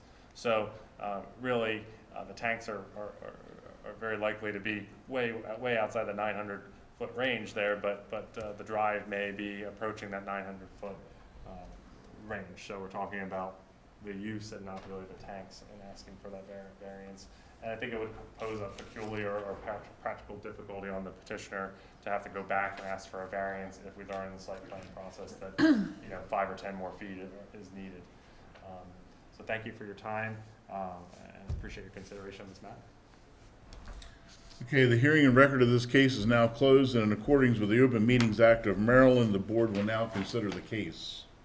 Board members, I'll go first. go ahead. Volunteer. Yeah. This is pretty easy, I think. Thank you, everybody, for your testimony. I think that this is absolutely an appropriate location, and obviously zoning is appropriate as well. I don't have any safety concerns based on the testimony that was proffered.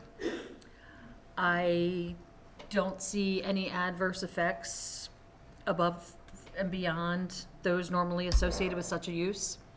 And by all appearances, it appears to me that the variance request is being done as an abundance of caution. So I'm prepared to vote in favor of approving this. Mr. Snyder? I concur. I believe, the one thing that comes to mind is propane storage tanks is a reality that we deal with. I mean, the community uses propane, you need a distribution site, and what drives a lot of my thought process is, where else would you put it that's better suited? It seems this is the appropriate setting for, a need that we have to have and have to provide for. As far as the variance, it's negligible at best, and I think, again, a matter of being overly cautious, so I would support the request. Mr. Simmons? I agree with the comments of my colleagues, and I'm prepared to vote in favor. Mr. Caldwell? Well-presented case. A very thorough work done by Mr. Podolak from the engineering side. Professional outfit. They're looking after the community. They're doing a good job. I support it. A couple of things. It was demonstrated that this wouldn't be, Schultz v. Pritz, this wouldn't be any worse at this location than any other location within the zone. A couple of things that we're looking at. Traffic study isn't needed because we're looking at less than 25 vehicle trips per hour in peak times. There's two propane tanks that are from the residents that we're talking about the variance of 25 feet or 10 feet or whatever at 900. It's 900 feet away. There's two large tanks, propane tanks, existing on the other side of that residence. It's actually a hill that's between them, but anyway, so propane tanks are already in that area. There are no county setbacks to railroad tracks concerning this project. That was one of the things that was raised. So I just wanted to bring those things out. And the other thing is that could the tanks be moved so that there wasn't a concern with the 900? Well, maybe, but then you'd have concerns with then you'd need setback requirements from the existing structures that are west of there in the industrial zone.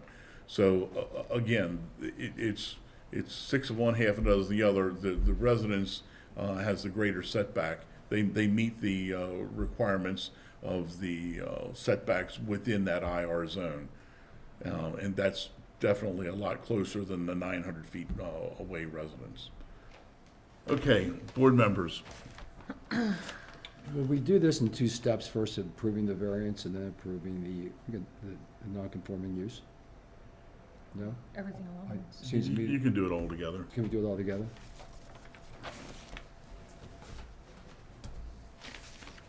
Are you doing it, Mark? Oh, Mark. Oh, am I doing You it? doing Okay, it? Yeah, I thought you gotcha. were I was just, talking I was just about it. asking the question. You're doing it. In case 6445, I move we approve the request for the variance as well as the installation of the two propane tanks as requested. A second. Okay, it's been moved and seconded. Any further discussion on the motion? Seeing none, all in favor, aye. Aye. All opposed, no. Motion carries. Our oral decision will become final upon a written decision which will be issued within 30 days unless otherwise extended by this board. The board's decision may be appealed by filing a petition for judicial review with the clerk of the circuit court for Carroll County in accordance with the provisions of Chapter 200, Title 7 of the Maryland Rules of Procedure. The appeal must be filed within 30 days of the date of the board's written decision. Thank you very much, and this case is closed. Thank you very much. We're going to take about a 5 or 10 minute break before our next case, guys.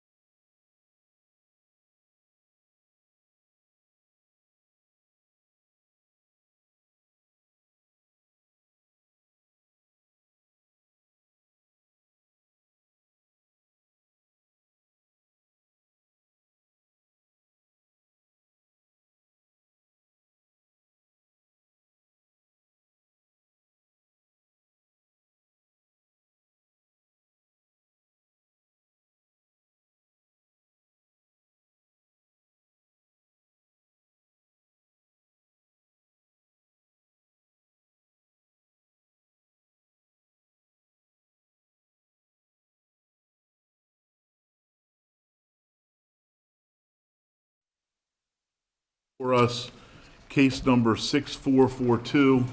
Before Mr. Dixon introduces the file, if you're here for that case, for this case, there is a sign-up sheet on the side for this case, not the last case. Make sure that you've signed up for that. I would remind everyone to leave by the same door as you came in, so that at the end of the day, they're not looking for you since you didn't turn your badge in. And if you have any electronic devices, we would appreciate if you would turn those to silent so that it doesn't interrupt our proceedings here today. So with that, Mr. Dixon, can you go ahead and introduce the file for us, please? All right, case 6442, a request for conditional use for a contractor's equipment storage yard and one area variance. The site is located at 3033 Salem Bottom Road, Westminster, Maryland, on property zone A and C, agricultural and conservation districts in election District 4. By Walter T. Kuhn, Jr., Code of Public Local Laws and Ordinances, Section 158.070, 158.071.01A, 158.002, 158.173, and 158.040. Can we keep it down back there? We're trying to have a hearing. A site visit. Thank you, Melvin.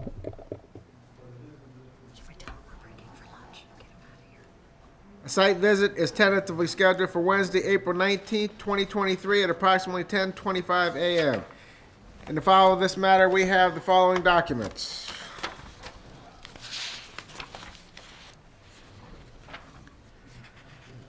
There is a letter received April 24, 2023 to the BZA from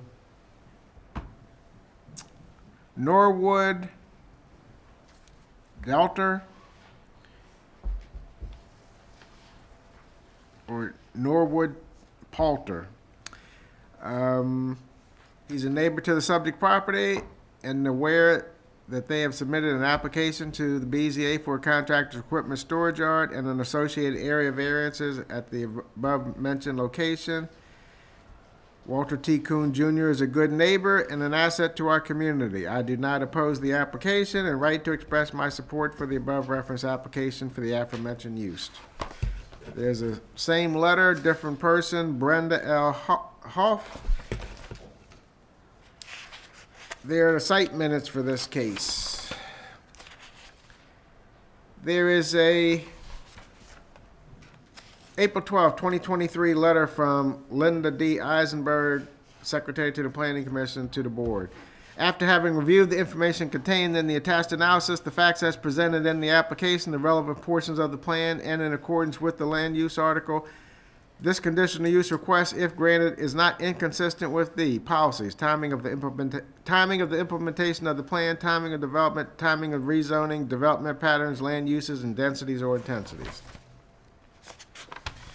There is a April 17, 2023 memo from Andrew R. Gray, Comprehensive Planner. The above referenced BZA case has been reviewed for consistency with the policies and recommendations contained in the 2014 Carroll County Master Plan as amended in 2019, the Carroll County Water and Sewer Master Plan, and other functional plans. Planning staff finds that this request is not inconsistent with the 2014 Carroll County Master Plan as amended in 2019 due to the size of the contractor's equipment storage area being approximately 3 times the size of what is currently allowed in Section 158.173A2, could potentially have an adverse effect on the portion of the property located in the adjacent conservation zone where the use is prohibited, with the condition that a site plan be submitted to the Carroll County Bureau of Development Review and only allow this use on the portion of the property zoned agricultural. There is a response to Joe Vance's request to various state and local agencies from Andrea Hanley, Carroll County Environmental Health Department. Proposed use may not be acceptable unless it is demonstrated that there is an adequate water supply and adequate area for the installation of an initial and 2 replacement septic systems for the proposed use and any existing uses of this property. There is a response from Jay Voigt, zoning administrator. He looks at Section 158.040 distance requirements. 3 times the distance on adjoining lots of 3 acres or more, minimum separation distance of at least 300 feet from dwellings as required. Contractor's equipment storage yard must be located only in the agriculturally zoned area. There is a March 30th, 2023 letter from Kelly Schaefer Miller to the board. It's a revised explanation of request in regard to the application. There is a April 3rd, 2023 notice of public hearing for this case. There's a response to Joe Vance's request to various state and local agencies from Laura Matthias, Bureau Chief, Development Review. A site plan shall be processed in accordance with Chapter 155. There's a response to Joe Vance's request from Thomas Harris, permits and inspections. The 2 buildings located in the storage area require permits and approvals. Additional items will be addressed during the site plan and building permit process. There is a response from Janet O'Meara, Bureau Chief, Resource Management. See attached. Hearing notice was posted March 27, 23 by Inspector Scott Robinson. There is a response from J.P. Smith Jr., Program Manager, Ag Land Preservation Program. This property is not in ag preservation. I have no comments at this time.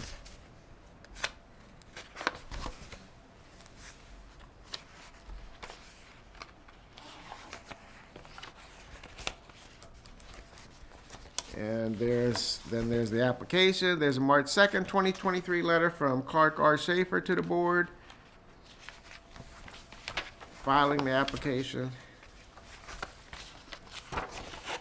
There's a February 23rd, 2023 letter from Kelly Schaefer Miller to the board.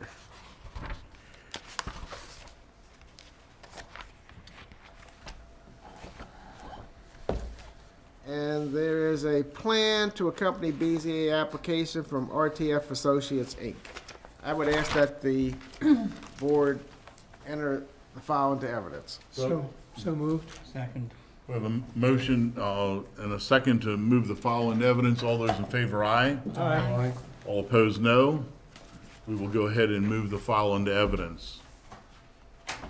Anyone that plans on testifying in case number 6442, could you please rise and raise your right hand?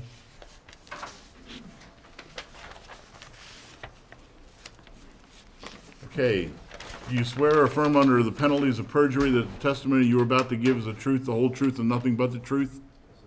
Okay, you can have a seat. Ms. Miller.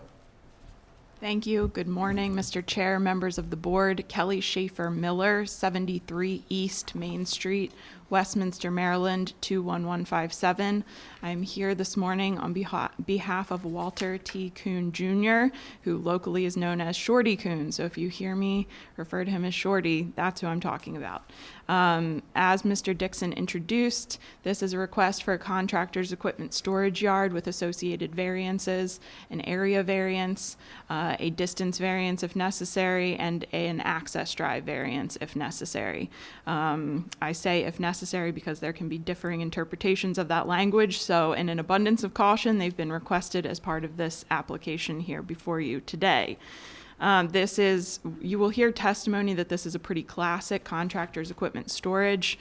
Mr. Kuhn has owned and operated this property for approximately 30 years. This is slightly unusual because oftentimes the reason you see these cases where use has been occurring on a site for many years prior to appearance before this board is because there's been a neighbor or citizen community complaint that then initiates a zoning investigation. In this case, I think it's important to point out that we are unaware of any citizen or neighbor complaint in this case. So we are here today with those requests. I understand from the introduction of the file, and I'll just quickly point out that we understand that there's a site plan required for this. We also understand that there may be some building permits that need to get taken care of within this area. We understand that after this hearing, if this use is approved, that we will go through any required process there. So I just wanted to point that out. And with that, I would call Shorty Kuhn. My name's Walter Kuhn. I've lived in Carroll Well, County. hold on, Wait a minute, don't jump Mr. the gun. Kuhn. Oh, okay. Please state your name, address, and occupation, and spell for the record your last name. All right, Walter T. Kuhn Jr., that's C-O-O-N, 3033 Salem Bottom Road, Westminster, Maryland. Thank you. And, Now go ahead, all right, Shorty. so I've lived on, pretty much in Carroll County my whole life. I've actually lived on Salem Bottom Road for 59 years, so I grew up in the neighborhood, and we bought the place there. And as far as the business, we do, you know, minor excavation, dumpster service, and we do a lot in the community. And we work in neighboring counties, Howard, Baltimore, Frederick, and that's just where we keep all the equipment that's not on the site. So that's basically what we do there. And stock, you know, keep some cans there so the trucks might come in once in a while to get a can or something like that, and employees park there in the morning, and then we go out. All right, Shorty, we'll get into the details in just a second, but before we get there, can you clarify, do you own the property that's the subject of this application today? Yes, I do. own them. Do you also own one of the adjacent parcels to this? Yes, I do. Okay. And you've applied for the contractor's equipment storage yard that you just heard me describe, correct? What is the name of your business? WTC Contractors Incorporated. And you just kind of started to get in generally what you do, but are you the owner and operator of that business? Yes, ma'am. Okay. And do you also live on this same property? Yes, ma'am. Approximately how long have you owned and lived on this property? I've owned it, well, I've probably lived there. Make sure you speak up and into here, Shorty, so that everybody can hear. I've lived there for like 35 years, and then we had the business going, and then we started from there. Has the business been in operation for 35 years or a little less than 35, A maybe? little less than 35 years, 30 years. Okay. And is the use that you're requesting here today substantially similar to how you've been using it for those 30-plus years? Yes, ma'am. Okay, make sure you're talking into this, Shorty, because everybody's got to hear you.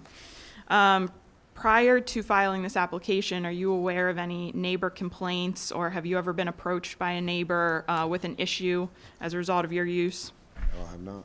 Okay. We're going to walk through the drawing that was attached as part of this application just briefly to describe where everything is. So, Shorty, is it accurate that this dark red line depicts the contractor's equipment storage yard on the property? Yes, it is. Okay. And we see on here that there are 2 buildings. Are those existing today? Yes, ma'am. Okay. So is there any proposed new structures as part of this request? No. Okay. So everything is located, activity occurs in those buildings and around this area of the site, correct? Yep. Okay. I am also going to show you, Shorty, this.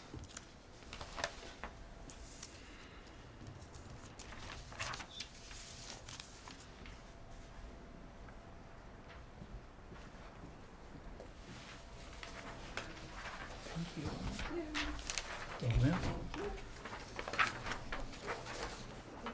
I'm sorry, thank you. You might incorporate the entire area. Is that 5 acres? Shorty, I'm showing you what I've marked as applicant's Exhibit 1. Is that an aerial depicting your property? Yes, it is. Okay. And so on that property, those, I should say, on the east portion of that aerial that's been shown, are those the 2 buildings that are on the attached plan? Yes, ma'am. Okay.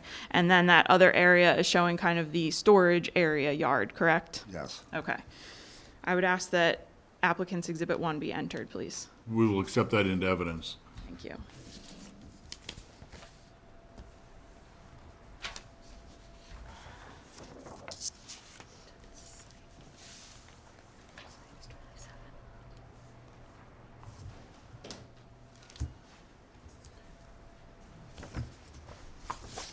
This is just the zoning line.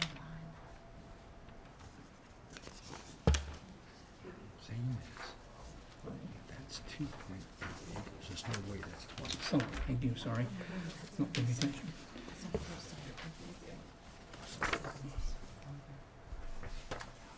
Thank you.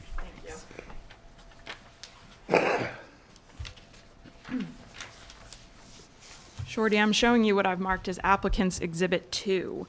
Can you just take a flip through those and confirm that those are all photographs taken of the site or at the site?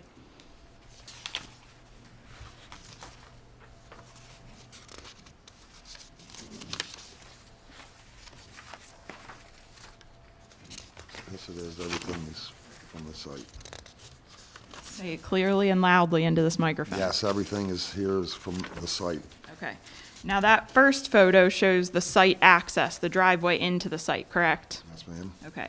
Is that the same access drive that you use for your house as well? Yes, ma'am. Do you share that with anyone else other than yourself? No. Okay. Can you, well, first let me ask, will this board please enter applicant's exhibit 2? Yes, we'll accept that into evidence. Thank you. Shorty, can you please walk us through just a typical day at the site? What would we see if we were observing the site? You started to get into it and when you first started, but just back up and say it again. Okay, so, you know, employees, they come up there around 6:30, 7 o'clock, you know, we load up stuff from the site, from the field there, and then we, the trucks leave from there, and we go to the jobs, and we do, you know, whatever work we're doing, a septic system, or whatever we have to do, and then we come back in the evening, anywhere from 3:30 to 5:30, and sometimes I'll have a guy working in the shop, working on some of the equipment, on, you know, minor repairs and stuff, and then other than that, after 4, most everybody leaves by 4 o'clock from the shop. Can you describe the type of equipment that you keep at the site?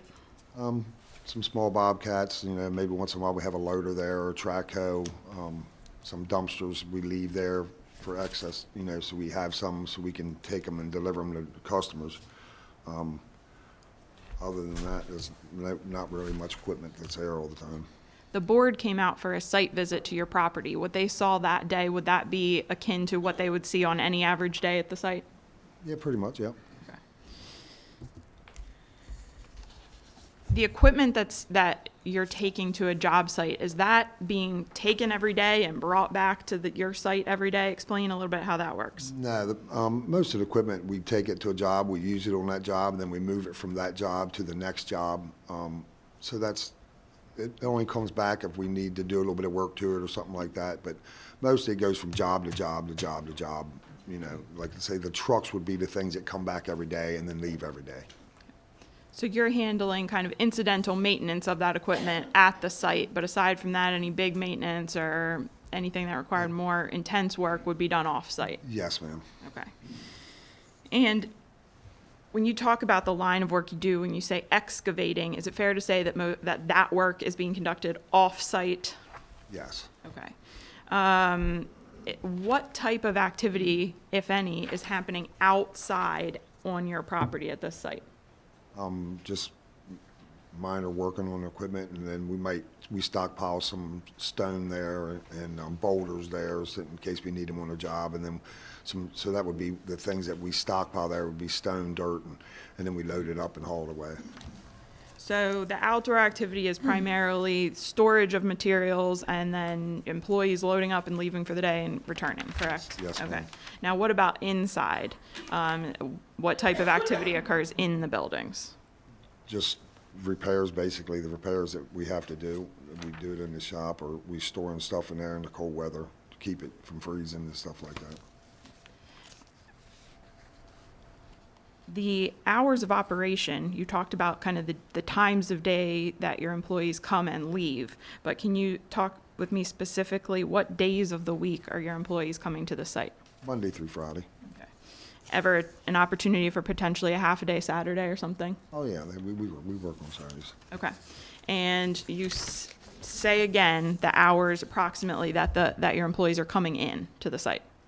From 6:30 to like 4:30 would be the busiest. Well, we're not all that time, but 6:30 they come in, 4:30 they're all gone. Okay.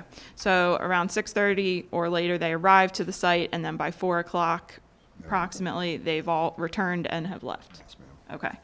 Now, how many employees do you have? There's 10 of us. Okay. And do 10, so 10 including yourself, you said? Okay. So do 10 employees, including yourself, report to the site daily? Yes, ma'am. Okay. Do you predominantly employ people from Carroll County? Everybody that works there is from Carroll County. Okay. Anybody that works for you that meets direct at a job site, or does everybody come here? We got a few people that go directly to the job site to run equipment. Okay. Any deliveries that occur to this site that are kind of out of the ordinary, like huge materials deliveries or anything like that, that you're getting on a regular basis? We have some material delivered there, maybe twice, 3 times a week. Other than that, we don't really have a whole bunch of deliveries made to all the materials usually taken right to the job. Do you have any customers that come to the site? Very seldom. They might come out there once in a while to give me a set of plans or hopefully pay us, so. So you're not encouraging customer activity to the site, though? Oh, no. Okay.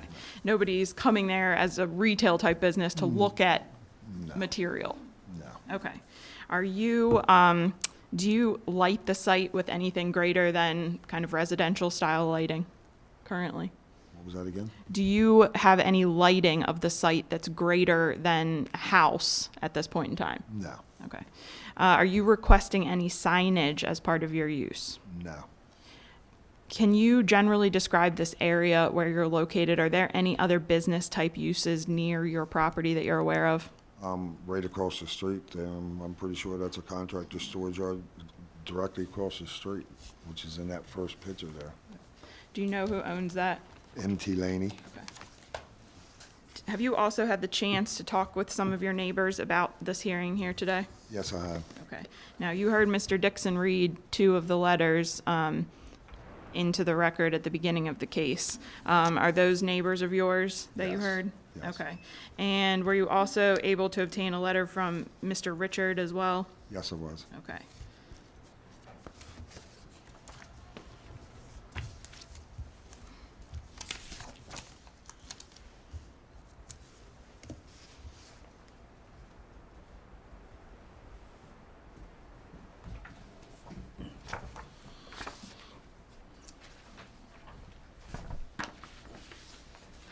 Thank you.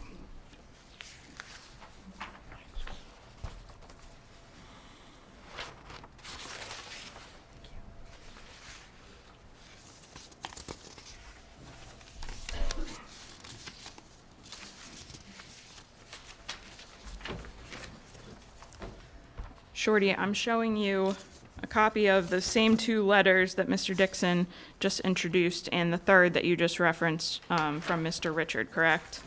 Okay.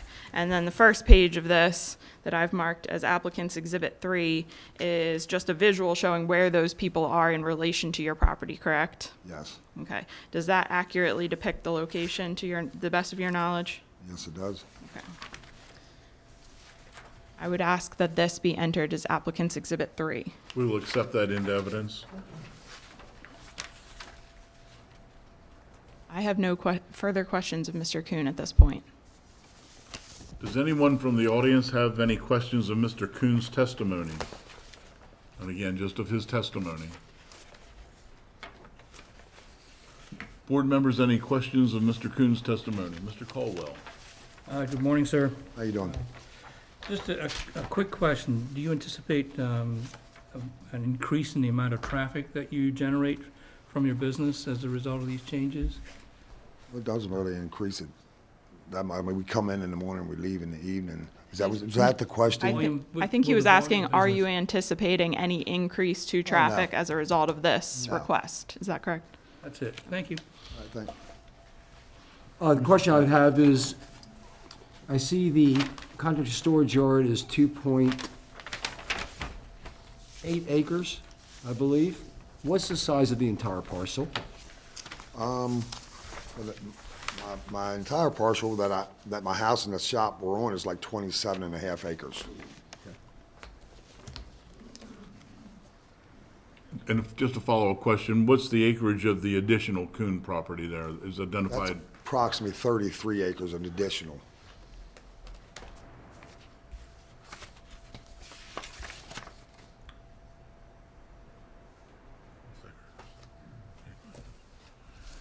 So traditionally, a contractor storage yard is 2 acres in the ag zone. 1 acre. Or 1 acre. We're requesting 2.8. Could you elaborate on why the request is for that, the 2.8 as compared to 1 acre? I will ask Mr. Kuhn to state anything he has to offer there, Mr. Bale, but I will also be calling John Lemmerman from RTF as well in this case. Okay, to that put might on be better additional answered by testimony. him. Okay. Any other questions, board members? Last question, the existing buildings that have been built, the metal buildings, how long have they been there? Well, the original building's been there for probably 25 years, and the other one's been there probably for 2 years, I'm believing. All right, thank you. Any other questions? Thank you very much. Ms. Miller, you want to call your next witness? Thank you. I have next call Mr. John Lemmerman.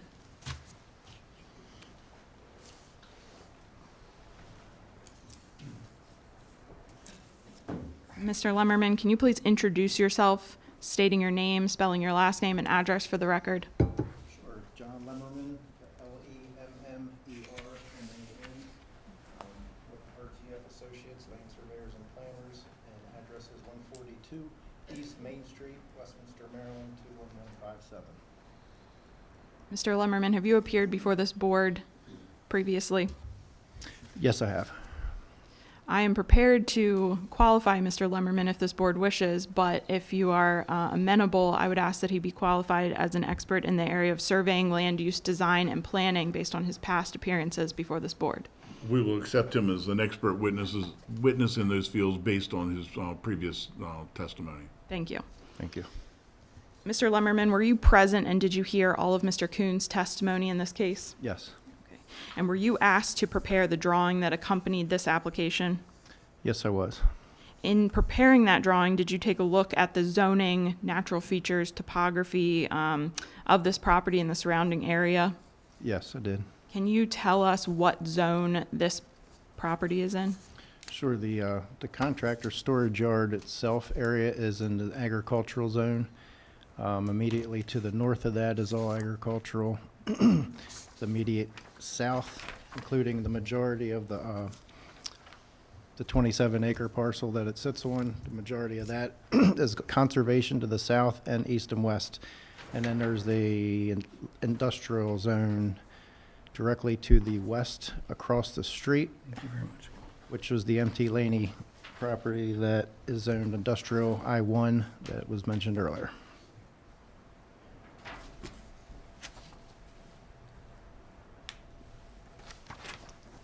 Mr. Lemmerman, you're looking at what I've just presented as applicant's exhibit 4. Is that just a visual depiction of the county zoning map? Yes, it is. And does that depict what you just described? Yes. And that, can you kind of specify where we are on this map? Sure. So where the agricultural zone is in the beige comes down to a point, that irregular shape. At the point is the contractor storage yard area, so that would be in the agricultural zone, and immediately to the south, east, and west in the green is conservation zone, and then the industrial zone across the street to the west is in purple.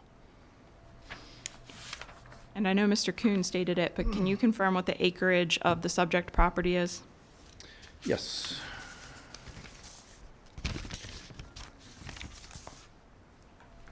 It is 27.206 acres.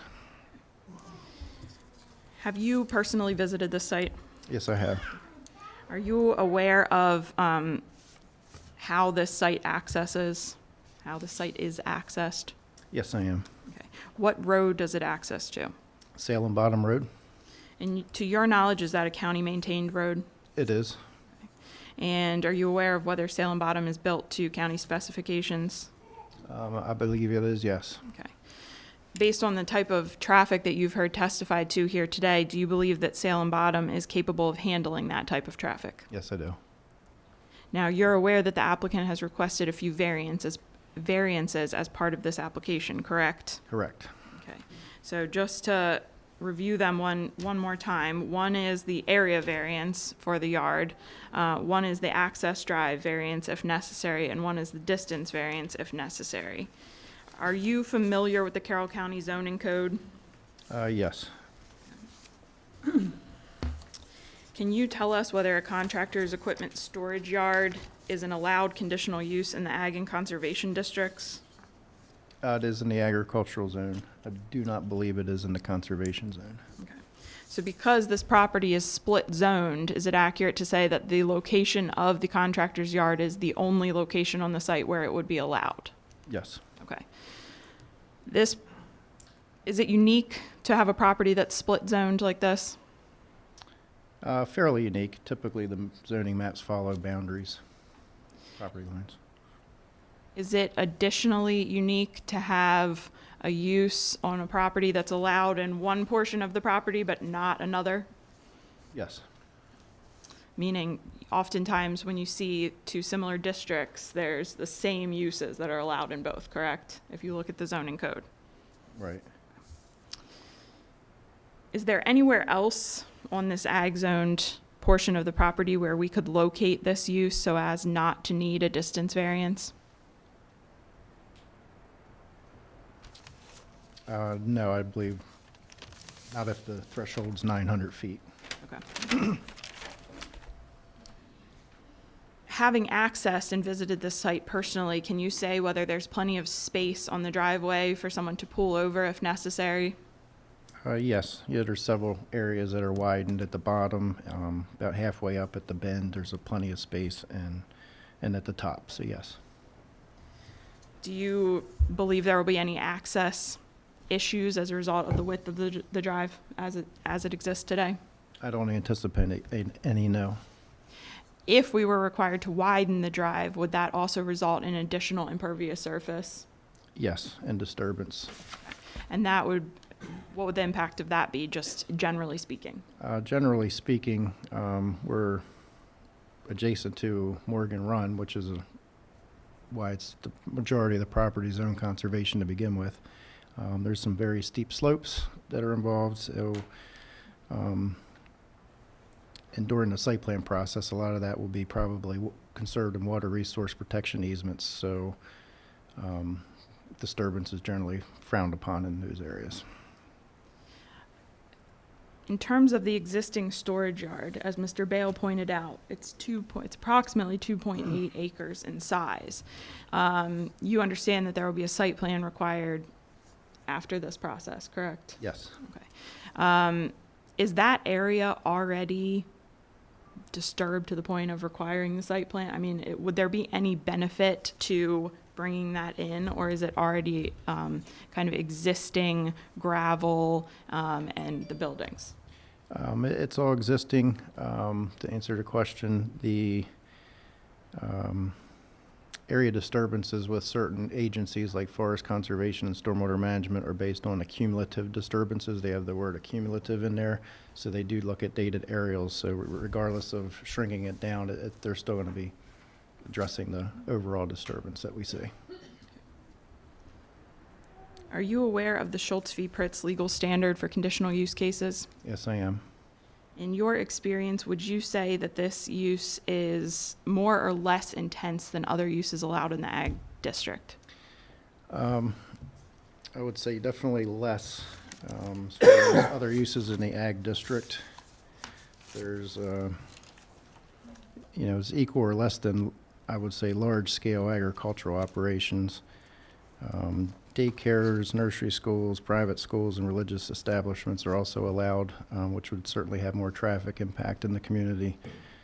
There's food processing, packaging of ag products that's allowed, mineral resource recovery operations, which are pretty heavy duty. So yes, this is much less intense than other uses potentially in the ag zone. Have you worked on other contractors' equipment storage yard cases in Carroll County? Yes, many of them. Did you hear any characteristics testified to by Mr. Kuhn that this is more intense than any other contractor's equipment storage yard? No, it's not more intense, I would say. Okay. Those are my only questions, Mr. Chairman.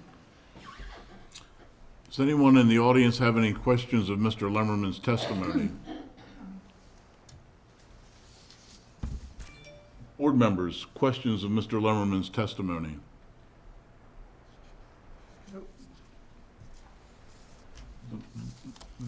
And I don't know which exhibit this was, it appears that the newest building is in the ag, is the only portion, is the only building that's in the ag zoning, the rest is in the conservation? No, the entire contractor's equipment storage yard is in the ag district because it's not allowed to be in the conservation district. Okay, I mistook the, okay, I have another map in front of me. I see where it's at. Okay. Very, very good. Any other questions of Mr. Lemmerman's testimony? Thank you, Mr. Lemmerman. Thank you. Ms. Miller, do you have any other witnesses? I do not. Thank you, Mr. Chair. Is there anyone from the audience that wants to provide testimony in this case? Seeing none, presentation of testimony and evidence is now closed and summations are in order. Ms. Miller. Thank you, Mr. Chair, members of the board. You know, as I said in my opening statement, I believe this is a pretty classic contractor's equipment storage yard case. I know that this board has heard several, and I think a lot of times you hear very similar characteristics. And I would submit to you that this is no different than many of which you have heard. This property is unique because it is split zoned, and our county code does not allow for a contractor's equipment storage yard in the conservation zoning district. So this property is very limited in where it can be located on the property. This is an example of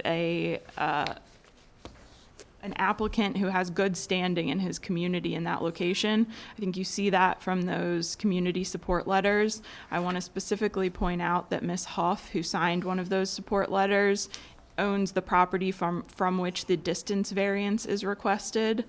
She's been a longtime family friend and supporter of Mr. Coons. And those other property owners who also support this application are all very close by and otherwise, you know, would be impacted. And instead, what we're hearing from them is support of this application. Additionally, I would submit to you that it's somewhat unique to have a contractor's equipment storage yard on a property where someone lives. I'm not going to say it's unheard of, because we've certainly heard of some cases like that, but oftentimes we're seeing requests for a contractor's equipment storage yard as an accessory yard for the use, you know, somewhere else different from where the actual owner lives. And in this case, Mr. Coon lives right next door. So he and his wife have every interest in keeping this as low impact as possible because they are trying to live on this property with shared access to this property. Most of the activity that you heard Mr. Coon speak to is occurring at the job site or inside those buildings. So this is not the type of use where adjoining neighbors are going to experience many adverse effects, if any, in terms of what you would typically associate noise, odors, dust, that sort of thing from a contractor's yard. If approved, Mr. Coon understands that he has to go through the site plan requirements and the permitting requirements for the buildings and this portion of the site.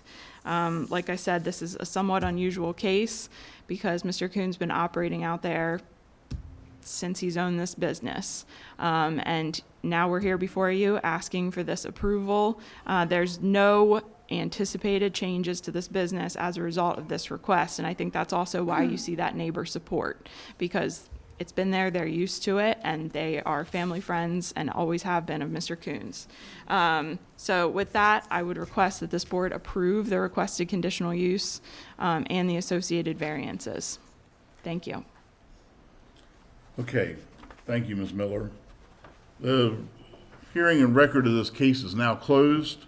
And in accordance with the Open Meetings Act of Maryland, the board will now consider the case.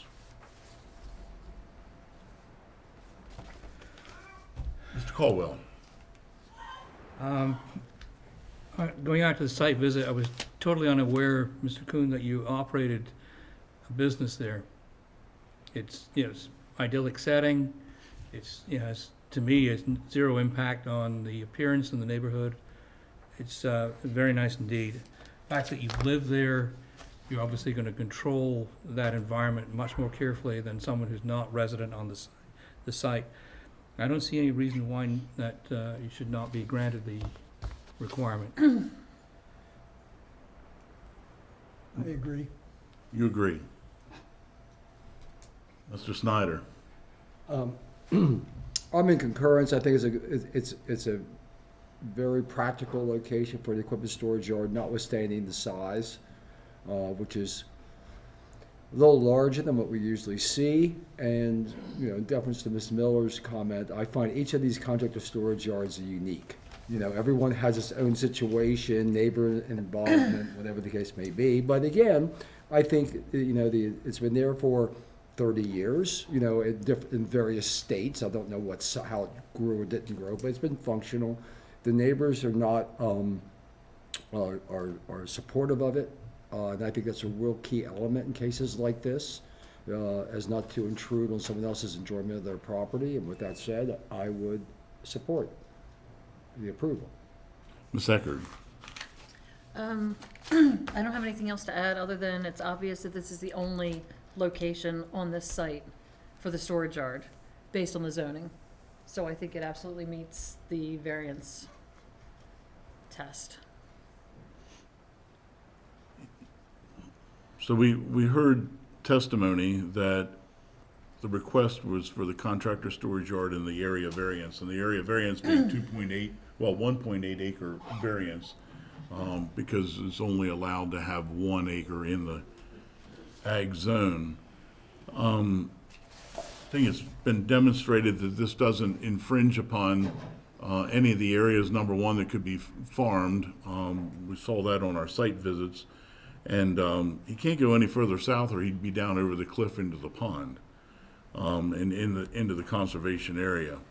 So the request for the area variance is absolutely understood based on the size, and the location and the topography of the actual site.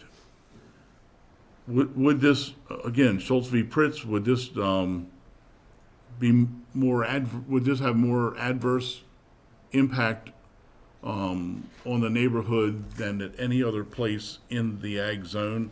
And I would say absolutely not. And again, the practical difficulties and unreasonable hardship with the, if we didn't allow the variance, would be real.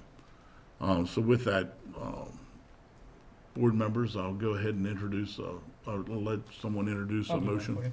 Go ahead, Mr. Caldwell.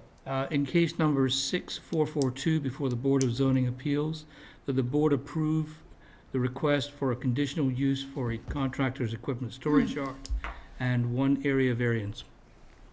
Do I have a second? Second. Any further discussion on the motion? I think there were more variances than one. Yeah, there were Heard 3 three. requested. I was going to say something. He beat me to it. Oh, yeah, sorry, I'm reading off of here, the cheat sheet. 1 area variance. It doesn't say anything about 3. distance variances. There were 3 variances requested. Okay, The size, the setback, and the driveway if necessary, I believe. Am I correct? That is correct. So you want to go ahead and withdraw that motion? I'll withdraw that and amend it if you wish. Please. Yes. Okay, in case number 6442 before the Board of Zoning Appeals, that the board approve the requests for conditional use of contractor's equipment storage yard area variance, and the variance for potential setback, distance, and driveways. Okay. Do I have a second? Second. Okay. We have a motion and a second. Any discussion on the motion? All those in favor, aye. Aye. All opposed, no. Motion carries. Our oral decision will become final upon a written decision, which will be issued within 30 days unless otherwise extended by the board. The board's decision may be appealed by filing a petition for judicial review with the clerk of the circuit court for Carroll County in accordance with the provisions of Chapter 200, Title 7 of the Maryland Rules of Procedure. The appeal must be filed within 30 days of the date of the board's written decision. This hearing is adjourned.